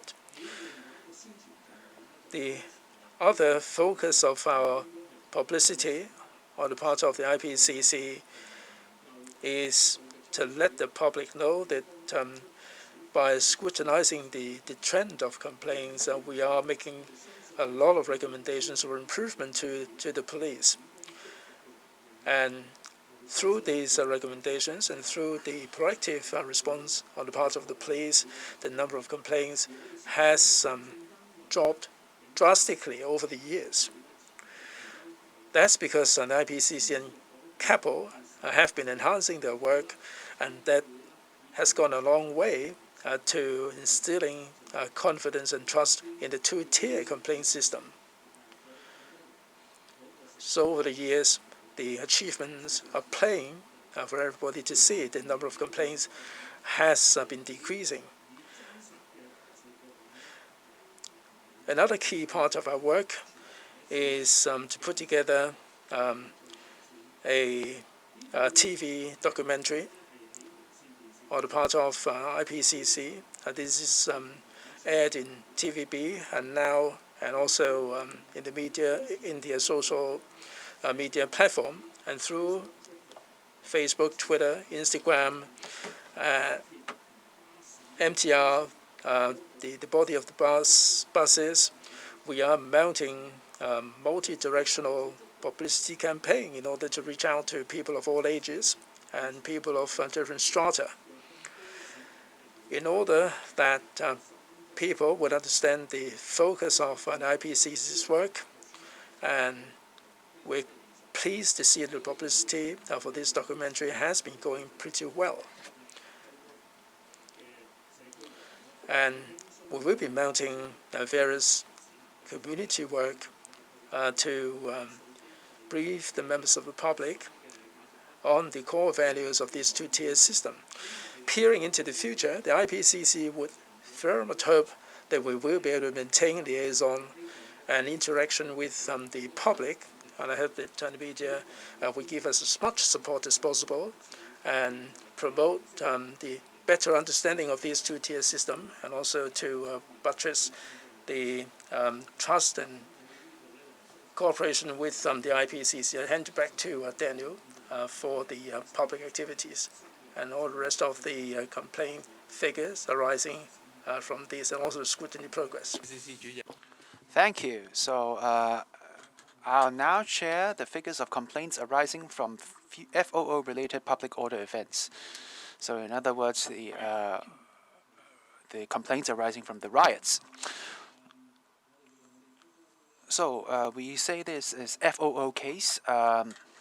there are a total of 618 reportable complaints derived from these FOO cases, RCs, a total of 1,109 allegations, and there are 1,331 notifiable complaints involving total number of 1,716 allegations. So the grand total would be 1,949 cases with 2,825 allegations. So people would pay attention to our RC allegations. There are 1,109 RCs. So if we categorized into various types, on top are the minor allegations. 70% of the allegations are minor allegations. Mainly it's a misconduct, negligence of duty 264, impoliteness 205. And then at the there is a total of 766 minor allegations. So serious allegations, there are 173 incidents of unauthorized use of authority, 140 allegations of assault, 125 threats, 5 allegations of fabrication of evidence. So about 30% of these allegations are serious allegations. So when we are talking about the complaints derived from the year 2019 riots, the IPCC observers have made 1,376 observations with an attendance rate of 100%. In other words, all the 618 allegations, all of the collection of evidence, the questioning, throughout the process, we have IPCC observers observing to make sure that CAPO does their work in a fair manner. So in terms of queries, we have 399 IPCC queries involving 1,126 different issues. So we have just seen that there are 618 cases which has already submitted. I think the CAPO has already submitted 550 investigation reports, about 89% of total cases, and 28 cases, 5% of cases are still under CAPO's investigation, and CAPO just now has also talked about what's happening in these 28 cases.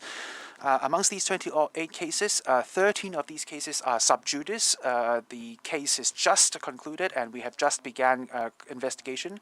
And 7 of these cases they are trying to find the person who filed the complaint to understand what the complaint is actually about and trying to contact that person. In 8 cases, the CAPO is already writing the investigative report. So the 40 cases left are because of these cases are in a legal proceeding. They are sub judice and there's involved in criminal proceedings. So that's why the CAPO has not been able to initiate the investigation yet. So amongst these 550 cases submitted to us, what is our progress of vetting them? So the IPCC has already endorsed 457 cases. That's 83% of total cases. And there are 57 cases which will be endorsed by the IPCC real soon. So the 2 percentages combined together accounts for 93% of total cases. So 16 cases are still under our examination, that's 3%. And for 20 cases, we have queries pending with CAPO. They have yet to respond to those queries, so the total is 600. So people wonder about the 457 cases. So what's the breakdown of these 450 endorsed investigation results? So full investigation accounts for 27% of these total cases, 123 incidents. Let me talk about not pursuable. There are 197 cases which are not pursuable. 127 cases were withdrawn, and 10 of them were solved through an informal manner. So the not pursuable cases, there are 197 of such cases, and 80 to 90% of these not pursuable cases are not pursuable because the person who filed the complaint did not submit relevant information to us. And for the rest, in a lot of cases, the the information supplied by the person who filed the complaint is not sufficient for us to identify the officer in question. The video clips that they submit are very poor quality, or sometimes you can't really see anything from that angle. They would just say, oh, there is a police officer wearing a riot gear, and no further information is supplied. So that's the ratio. So if we look at the 123 cases of full investigation, not every case did the complaint, the person who filed the complaint opt for full investigation. Only 84 of those cases were opted for full investigation by the person who filed in the complaint in the first place. And in 23 cases, we did not receive any assistance and information from the complainee. And according to these mechanisms, we would just put these cases into the not pursuable category. But this is not the only metric by which we judge these cases. Even if the complainee did not submit comprehensive evidence, we would try to see if we have enough evidence to arrive at a conclusion in any given case. And there are 23 cases where we did not, where we have not arrived at a conclusion yet. For example, we can find information independently online. We could also look at the notebooks or look at the video clips provided by the police themselves to see if there's relevant information there. So in these 23 cases, even though the complainee did not assist, we are able to arrive at a conclusion. And for 16 of these cases, the complainee is trying to withdraw that complaints, but we have seen enough data in these cases to see, did the frontline officer perform any misconduct as alleged, or even if it has nothing to do with the complaint in the first place, we found out from the evidence that an officer did not perform up to standard. And in certain cases where the police have done nothing wrong, we have to go through an investigation to deliver justice to the officer as well. So it's not we do not always withdraw all cases just because the complainee asks us to do so. We would judge it from a case-by-case basis based on individual merits.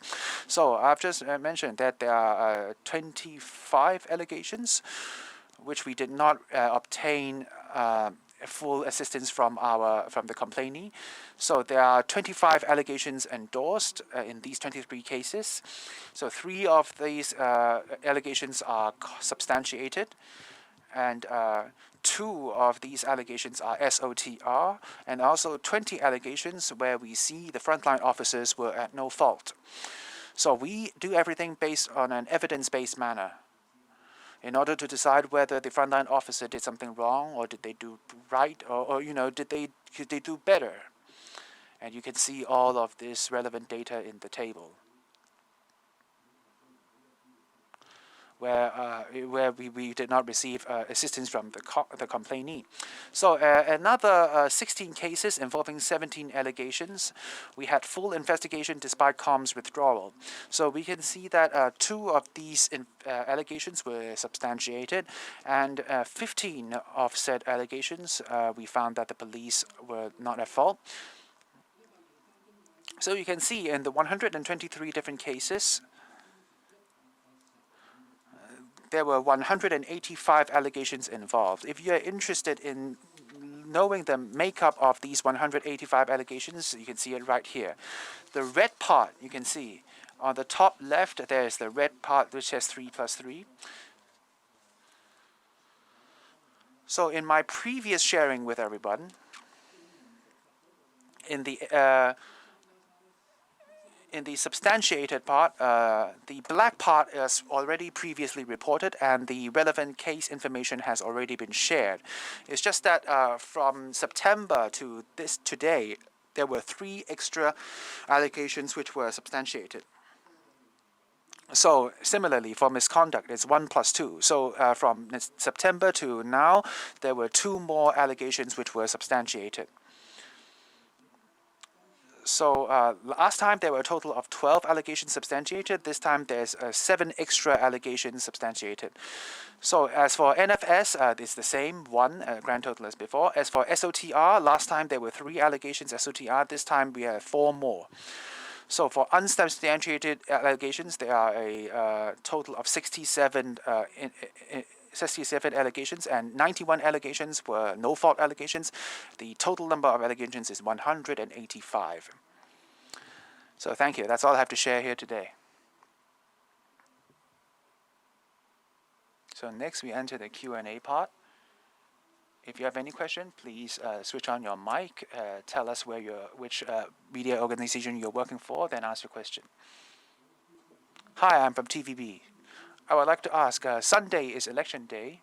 The police said that for this election we would deploy over 10,000 police. And there might be some conflict among the citizenship in the election day, and I wonder what the police are doing in this regard. And secondly, if you look at the trend of complaints over the past 11 months, you can see that for misconduct and for negligence of duty, there are much more complaints, but for the other complaints, there are less complaints than before. Why do you think that is at the IPCC? So thank you. So regarding your first question, is about the Sunday elections. Well, at Hong Kong, we have had elections for many years, and we are no strangers to elections. I'm guessing, according to my understanding, if Secretary have anything to add, please do. In the past, the IPCC did not send any of our officers to monitor what happens during election day in the past. So broadly speaking, as citizens would know, Hong Kong elections are quite orderly. Hong Kong people behave quite well on election day. So we do not expect this to be different this time. So there is no real need to send observers in particular. And secondly, you asked about the complaint figures, the drop in complaint figures, right? So this year, in the first 11 months, they're actually in two categories of complaints, there were more complaints, but for the rest of the categories, there's a decline. Why was there more complaints in those two areas? There's a certain percentage increase compared to the previous years. So I'll let Daniel answer that. So just now, in the joint session, in the public session, in one slide, you can see that this is what happened, right? So I'd like to add a few words on my own observations with regard to that slide. Even though we see that there's obviously less serious allegations, that's a trend exhibited over the past 3 years, but in the area of minor allegations, there have been minor complaints. There's in two categories, there's an increase. But I want to raise one point. The year in between, in year 2020, that's where we see a decline. But in year 2019, there's a lot of complaints. So if we remove the figures of year 2020, what we would see is that there is less complaints in year 2020 than in year 2019. So in year 2019, there were 1,728 allegations of negligence of duty, 490 in year 2020, and 696 in year 2021. So compared with year 2019, there are less NOD allegations. As for misconduct and bad attitude, I'll read the figures. In year 2019, it's 538. In year 2020, it's 353. And in this year, it's 493. So in the first 10 months. So if we remove the figures in the middle, the year 2020 figures, we would see that there is a decrease of complaints compared with the year 2019. So I would ask, why is there an obvious decrease of complaints in the previous year? I think this is for many reasons. Firstly, the POE's events have not totally ended. That's the first thing. And secondly, there's also COVID-19. Because of the pandemic, it means that there are less people out there on the streets. So there's less contact. I think there's an incentive in many ways. So that's also in the joint meeting, what I felt preliminary after reading the stats. So I've consulted my colleagues, and they have also read the statistics. I see no reason to say that there are more certain type of cases, and I could say why this is so. Well, sometimes there are more cases, sometimes there are less cases. That's natural. So when you're comparing 1,000 cases, 1,100 cases, that's how I would understand it. Of course, I could not arrive at such a judgment rashly. By the end of year, I would conduct an in-depth research to look into what type of cases has increased and what type of cases has decreased, or like, is there in a certain scenario or certain place where there would be more complaints? I have to look at that in a more in-depth manner. But right now, judging from what I see, I see no reason to believe that there are more complaints than before.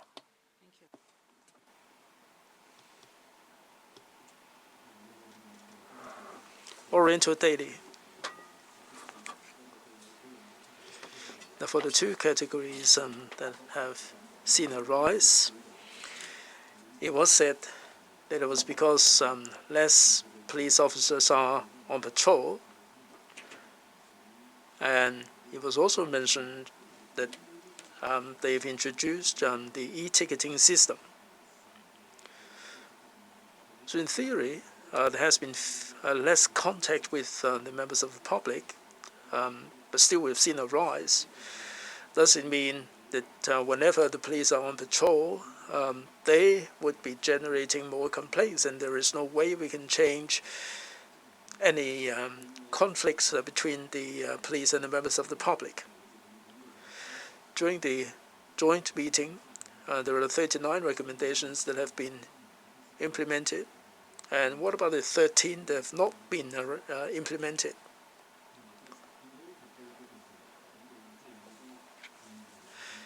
In the report, it says that a lot of the recommendations have been implemented. Now, for the 731 incident, I'd like to find out page 73, item 25, what improvement has been made. And also the Yunlong incident, it says that lessons will be learned and there will be response plan. Can you be more specific about how this is going to be implemented? Well, let me address the first two questions. Maybe the SG might wish to supplement. The first one is about last year's figures. That the SG has shown you the bar chart, and there are 3 points. Last year, the middle year, and we look back 3 years in the past. Now, for the first and third year, the difference is not significant. In the middle year, we have seen a drop. Now, that's because we lived in COVID, and last year people were very worried. We had fatality cases, and a lot of people were in ICUs, and the mortality rate was something like 2%. And COVID changed our life significantly, and schools were suspended. Basically, there was a time when nobody was allowed to dine in after 6, and we ran out of rice in the supermarket. We ran out of the daily necessities, even the toilet rolls. So life changed significantly. People were cooped up at home. And there was less in the way of interaction as a result of that. Maybe that's the reason why people complained less. When people venture out less, the road was very quiet, and we had less in the way of congestion. So COVID-19 put us in a situation where we cannot judge the numbers precisely. We had a number of clusters, and now we have zero COVID for quite a long time, and that may be the reason. Now, there are many reasons why the number has dropped. The police are better educated than in the past. Now, let's say an inspector, for instance, and many of them entered with secondary school qualification. Now even PCs, a lot of them are or have a university degree. So the situation has changed a great deal. When people are better educated, when they have better training, they would make a difference. And also digitalization. A few decades ago, there were cases of dangerous driving, and there were cases of demerit points being deducted. Now, most of the vehicles are retrofitted with dash cams, and there are many surveillance cameras on the streets, and the complaints or the arguments would be less than ever before. Also, we have the two-tier complaint system that has been operating pretty well, and people do have the mutual trust. Many years ago, before your days, in the 1970s, before we had the ICAC, you know how many corruption cases there were. I mean, you learned about these from the media. With the inception of the ICAC, we've seen so many cases. There was a big backlog of cases, and now we're going to compare the number of cases with those in the past. We're so used to the new mode of operation with the ICAC. We understand the probity and integrity better, and the decrease in the number of complaints is because the members of the public and the police do have their expectation of the integrity on the part of the police. As I said, cameras are everywhere these days, and there is less arguments, and a lot of cases have been withdrawn. And maybe after people have come down, maybe the whole thing stemmed from misunderstanding, but when people have come down, they would tend to withdraw the cases. Sometimes we cannot track them down. We're not sure whether they would like to withdraw the cases. And we have all these the cases before us. You talked about page 73. There's the report room, right? The 999 report room. On that day, it was 10:30 p.m. to 1:30 a.m. There were 30,000 or 33,018 calls coming through to the report room. Now there were 3 report rooms, and they handled 3,200 or so calls. And the phones were ringing off the hook, basically, on that night. We have 3 radio stations. The maximum capacity is 950 calls within these 3 hours. That's the maximum capacity. And each radio station can handle 1,060 calls. So it was really beyond capacity.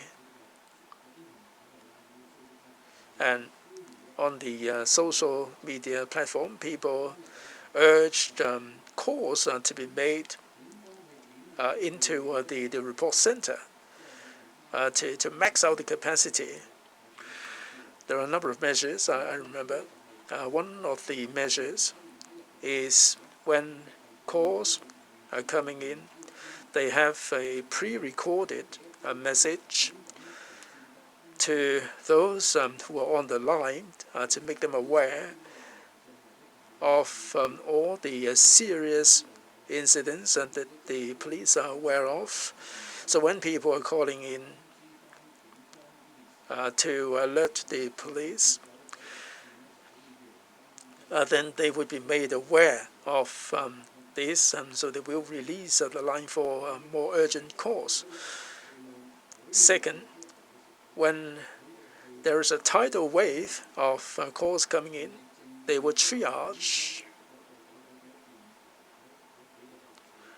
The calls will not be taken by the colleagues in the radio stations. They would have a task force.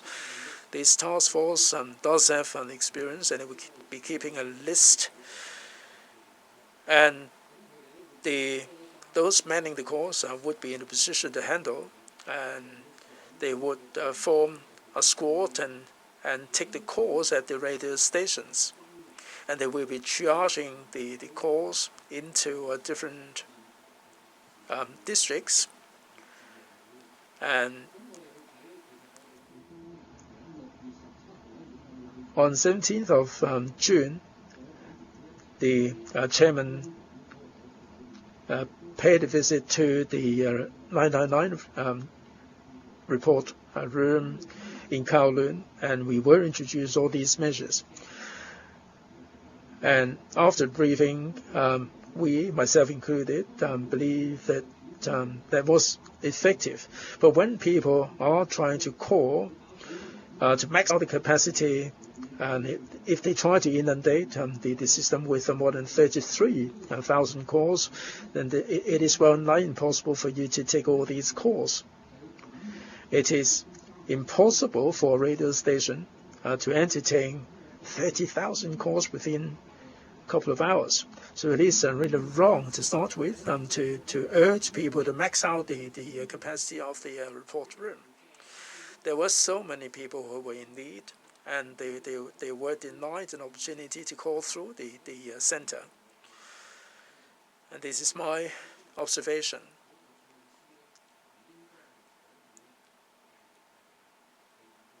And I find that if similar situation were to happen, they would be able to entertain the situation. As to the 52 recommendations, it's only part 2. The issue regarding the review of the guidelines on the use of force, that part of the work has not been completed. What can the frontline staff do? Whether they should use tear gas or pepper spray, or whether they should use the lower grade weapons. So basically, that they're hovering around these. There are a number of recommendations regarding the command structure, which is tasked to deal with the rioting situation, and also the obligations and the extent of power on the part of the commander. For the recommendations that have been completed, I've gone through all of them in detail. In terms of review of the guidelines on the use of force, and this has not been completed. It's not the case, nothing is happening there. Last time when I shared with you, I said that all the 52 recommendations are closely intertwined, they're bound up together. It doesn't happen that we are dealing with one single recommendation to the exclusion of others. The CAPO would come and tell us that they would look at the do's and don'ts of the commanders. So if you could do everything on the do and don'ts, that actually clarifies that the commander, what his powers and responsibilities are. We have completed that part of the report. And for scenarios, for example, in MTR stations or in crowded areas, what tactics would they adapt, right? That tactic would definitely involve use of force. It's not as if you could use this tactic, but I won't tell you whether you could use force, right? Everything is definitely interconnected, right? It's just that we cannot offer the full guidelines out there to the public yet. So in the future, I think in February, we would have a chance to well, the board members of the IPCC and our chairlady would have to visit the PTU. So by then, we would have more concrete information, and after talking to them at an appropriate juncture, they may roll those out, right? And as we have heard from CAPO, there would be two government councils who used to work in the who used to work for the Justice Department will now work for the police, and because the use of force is also a legal matter, so perhaps council could clarify some legal issues involved, and people could wait and see. I think. Thank you. I'd like to supplement. Just now, Daniel has offered a very detailed point, but when it comes to the legal issue, people know that there are a lot of legal cases. And some of them would mention the use of force. And what the court says is also very important. They would decide what is reasonable and what is acceptable and what is not reasonable and not acceptable use of force. So that is very relevant, and that would also impact our recommendation. Because that's what the court thinks, right? That is not up to what we think. The court's view is very important. And we also would look at what is happening overseas, because police and law enforcement is not something exclusive to Hong Kong. We have all over the world, there are different ways to do things. So we would look at that as well. Thank you. So I'm from Cable TV. Firstly, I'd like to ask, amongst the complaints relating to the anti-fugitive FOO, are there any cases which has been passed which is serious, or are they all minor allegations? Even among the minor allegations, are there any cases which has been endorsed, or who is involved, and were there any disciplinary action taken against the police officer in question? And in your work report, you also mentioned a case where the person arrested was stripped naked, and in the end they died, and there was a 60-page report on that issue. I'd like to ask, when did that happen? What season was it? And ultimately, was the relevant officer punished? And finally, third question I'd like to ask, right now, a lot of people are of the opinion that the IPCC are biased in favor of the police. Is that one of the reasons why the complainee would refuse to work with you, and in the end you are not able to pursue these cases? So I'll answer the third question, and I'll let Daniel answer the first two questions. So on the issue of whether the IPCC is biased in favor of anyone, you just mentioned that we are biased in favor of the police. I want to say we are impartial. We are not biased in favor of anyone. We are independent. We are fair. That's definitely the case. Independent and fair. We would not be biased in favor of anyone. And if you look at it from a common sense perspective, so our name is IPCC, Independent Police Complaints Commission.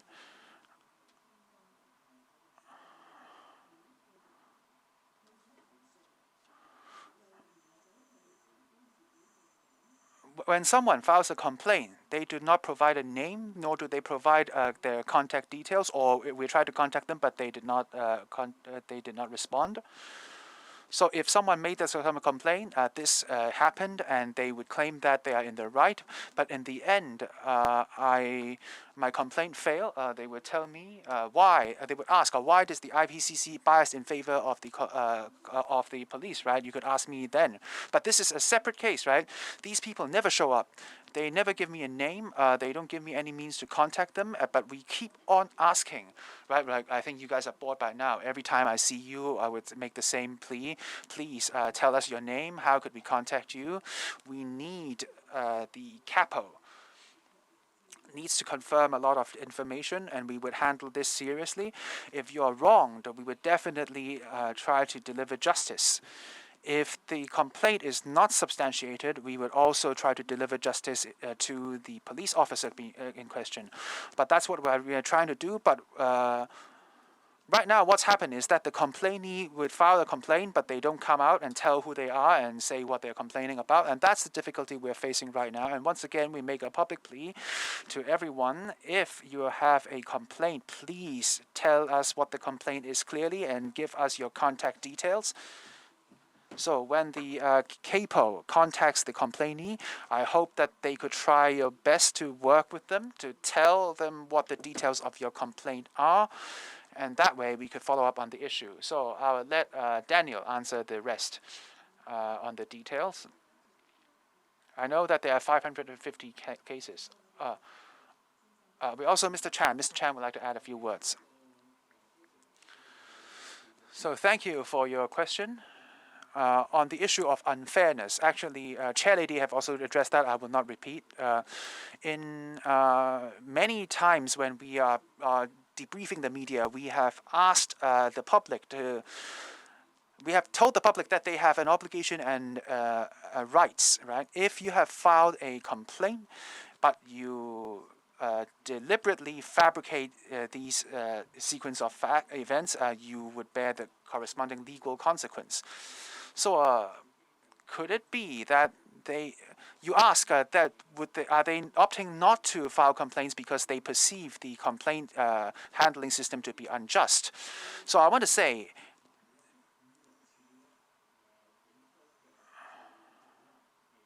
behind every non-pursuable case, the CAPO has tried to contact these people 6 to 7 times at the very least. In every case, through phone, through mail, through email, through various means, CAPO have tried them all.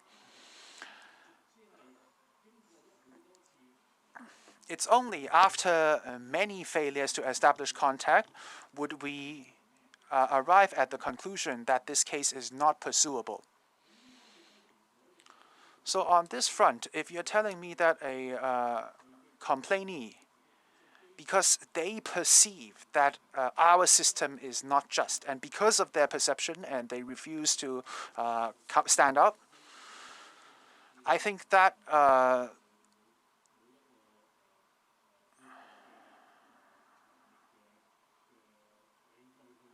that is a rather shoddy and weak piece of logic. There is no real reason for us to think that, because we have been trying to find these complainees many times. If you can't even tell us why you filed that complaint, if you can't tell us the facts pertaining to the case, how could you expect this mechanism to be able to review this case fairly? Thank you. Daniel Mui would briefly answer the question, the first two questions. So I'd like to answer those first two questions. Firstly,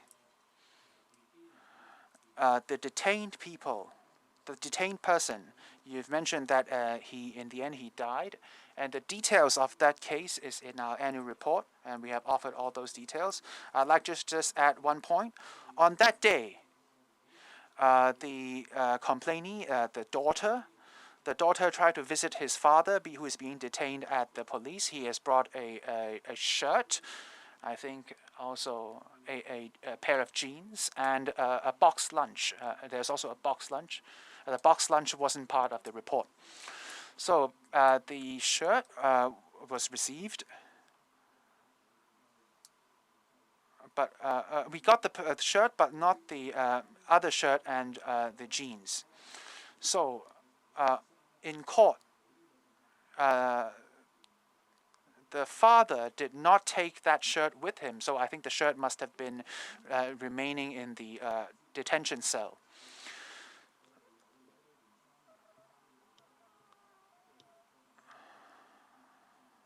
So the police officer got the shirt, got the box lunch, but he did not deliver did not receive the rest of the items. That's wrong. They should ask the person in charge of the case, saying that someone has something for the detainee and how should this be handled. But they did not follow the guidelines, and he decided himself to take one object but not the other. Of course, there was an explanation back then behind his actions. And according to the reports, they were warning without entry. He was offered a warning. And the other is that the duty officer on that day, he took the pair of jeans of the father, but he did not arrange for proper changing for the detainee. He only offered a pair of shorts to the detainee, and the duty officer also received a warning. That's the details of the case. You've just asked in the FOO related complaints, are there any serious allegations substantiated? No, there were none. You can see that 11 allegations were substantiated or substantiated without complaint. All of these allegations are minor allegations. We would just offer verbal warnings as a result.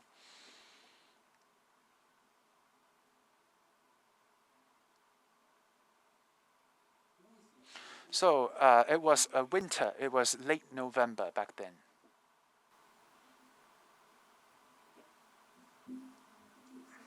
Questions. First, regarding the complaints cases received in the first 11 months of this year, can you slightly explain in English the increase regarding neglect of duty complaints as well as misconduct offensive language complaints? Are you guys saying that this year the level is basically the norm generally, and it was last year's figure that was abnormally low due to COVID-19 pandemic? And my second question is, it regards recent heated discussion on the internet about a suspected police officer showing off his warrant card to an online shop owner and threatening to hunt him down due to a delivery delay. What do you guys make of this case, and does the IPCC see the need to look into this matter? Thank you. Thank you. Why don't I quickly respond and then see if Daniel Mui has anything to supplement. Now, regarding the first question, that is the figures. We've dwelt on that quite extensively today. In fact, as I said, the figures for the intervening year, we had 3 years, right? The year in the middle basically had figures that were particularly low, and we explained the social circumstances in terms of public health were very worrying back then. For actual figures of neglect of duty, in the past year, in the immediate past year, it was 696 cases. The intervening year, when COVID-19 was very bad, it was 490. The year before was 728. And that is why we say that the intervening year was somewhat particularly low, probably because of COVID. Whereas if you look at the immediate past year, that was 696, compared to 3 years ago, that was 728. So there's a difference of a few percent. But then there are always small differences here and there that, that people see, right? And so that answers your first question. Regarding your second question, that regards a certain situation that we've been reading about. Now, we deal with cases very seriously. When there is not a case, we cannot pass judgment, we do not decide, and we do not jump to any conclusion. That is out of fairness, that is out of responsibility. If there is a complaint that will be made, CAPO will first of all investigate, deal with that, and we are the second tier, and we will certainly fulfill our duties and take our duties very seriously. Thank you.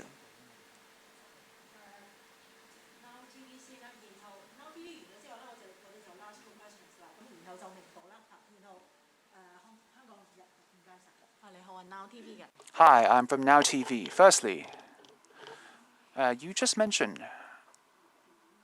in the POE's events, some of the complainees did not seek help or they withdrawn their complaints, but it was still substantiated. So in the end, it was substantiated and endorsed. So what's your perspective on this piece of data? So without the help of the complainee, with just the evidence, if those cases could be substantiated still, what's your perspective on these people withdrawing their complaints despite that being the case? Is that reflect a trust issue that the IPCC are experiencing? So second question, I think it was asked in English as well. Have you noticed that in allegedly an officer, because he did not get the thing that he bought online, he showed his warrant card. Did you have you received a relevant complaint? And finally, chairlady. A lot of people are saying that you will become the chairlady of the Hong Kong University Fraternity Alumni Association. And would it be very difficult for you and very challenging for you to take both positions? And I wonder what's your view on this issue. Well, let me answer these in the reverse order. Now, today we're focusing on the IPCC's work. Now, regarding the Hong Kong U matter, this is not the focus of today's press conference, but thank you very much for your concern. My position is that we are serving Hong Kong. As I said, we are dealing with matters in a fair and just manner. As to whether it is hard work and whether it is time-consuming, of course, Hong Kong people are very hardworking, and we do have a lot of work on our plate. And whatever public office it is, I've been taking a public office for a long time.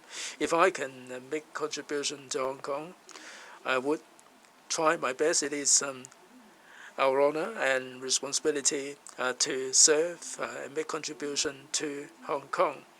I don't propose to focus my attention on Hong Kong U, but this is the attitude that I would adopt in dealing with any public office.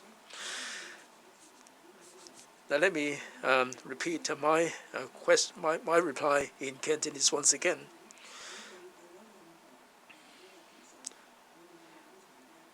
Whenever there are complaints, we do have the two-tier complaint system. The IPCC would take the complaints seriously, and if there are no cases coming through, we will not be leaping to any judgment and reprimand anybody on the basis of the media report, because this is going to be unfair. The people would have formed their own perception when they read the news, but this is not what the IPCC has to do. If there are complaints going to CAPO, and if there is evidence, CAPO will conduct an investigation, and it's going to be an evidence-based process.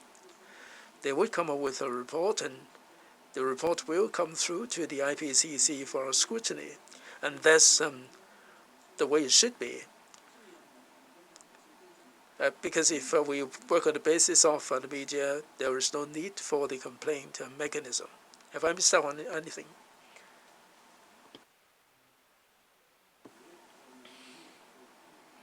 Now, whether a complainant comes forward, there must be his or her own reason. There are 23 cases where we didn't have the assistance of the complainant. That involves 25 allegations. There are 3 allegations that were substantiated. There were 2 that belong to SOTR. There were no complaints, but it's just the fact that we picked up the inadequacy when we scrutinized the cases. No faults. There were 20 allegations. Now, just because there are 3 allegations that are substantiated and others are not, doesn't mean that the system is wrong. I'm sure that with each and every case, it is unique.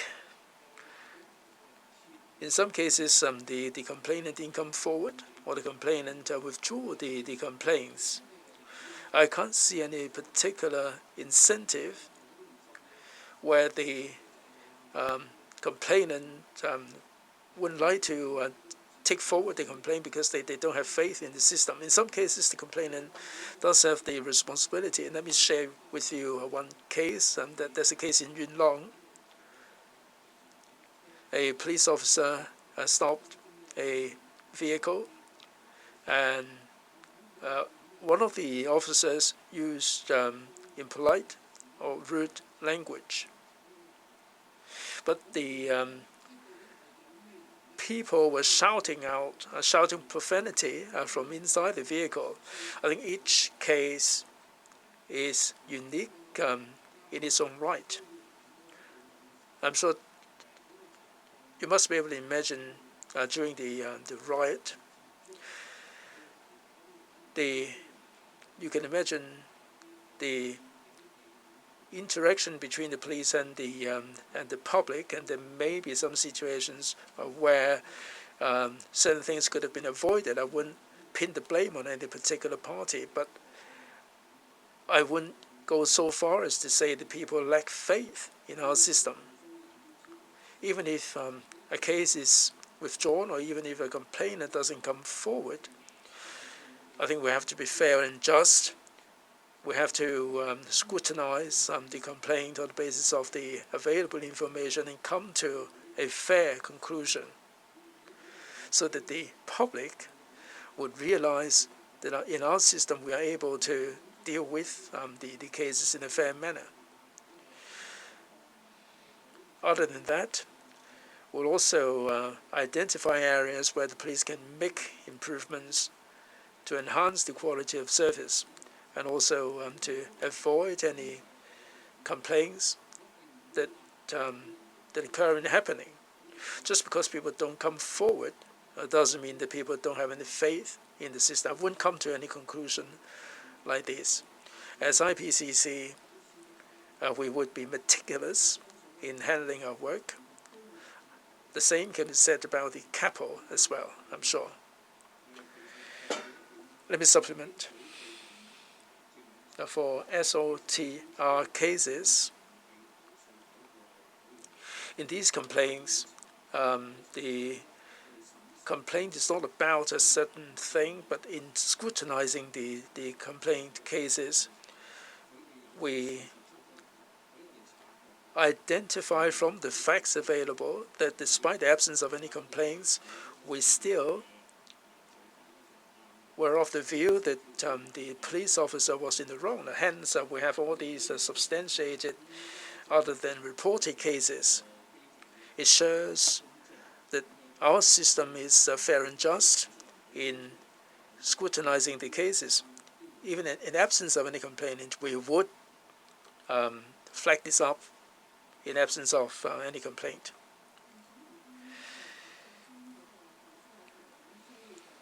For the reportable cases, there are 11 that were unsubstantiated. The minor complaints, what allegations are they? What are the nature of the allegation? Also, in the report, there was a fatality case. It was said that a warning was issued to the police officer. Thus, the IPCC feel that this doesn't reflect the gravity of the situation. I'll hand you over to the SG. The conclusion was a warning.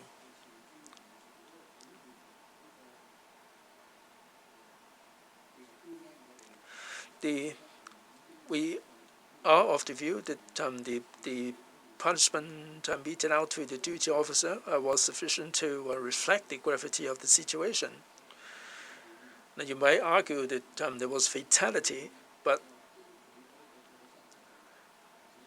I don't think we can have any correlation between the two, because there is no evidence for us to have any correlation between the two.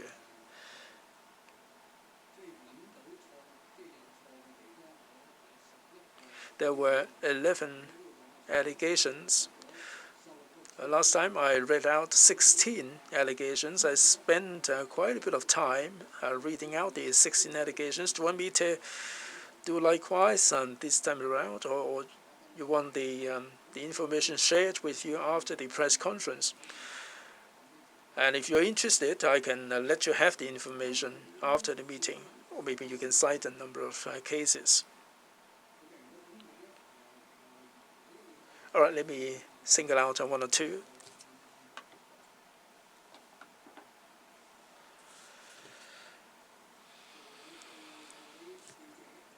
there was a reporter in Tsim Sha Tsui. That was 17th of November 2019.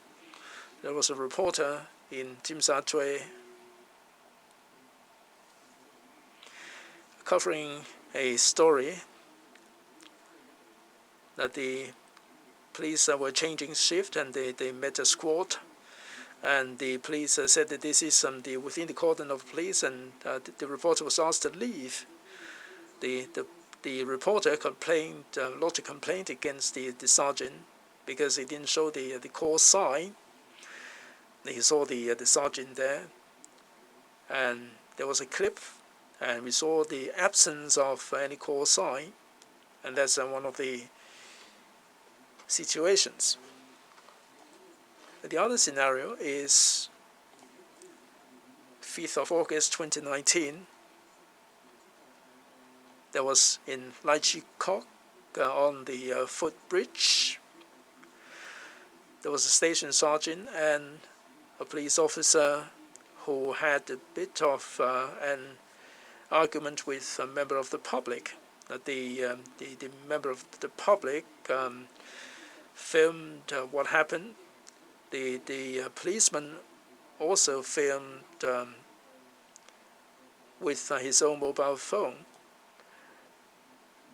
and we didn't see the number on the shoulders of the police officers, and they also were filming the member of the public with their mobile phones, and one case was substantiated, the other was SOTR. So we had complaints like this, and they were of a minor nature.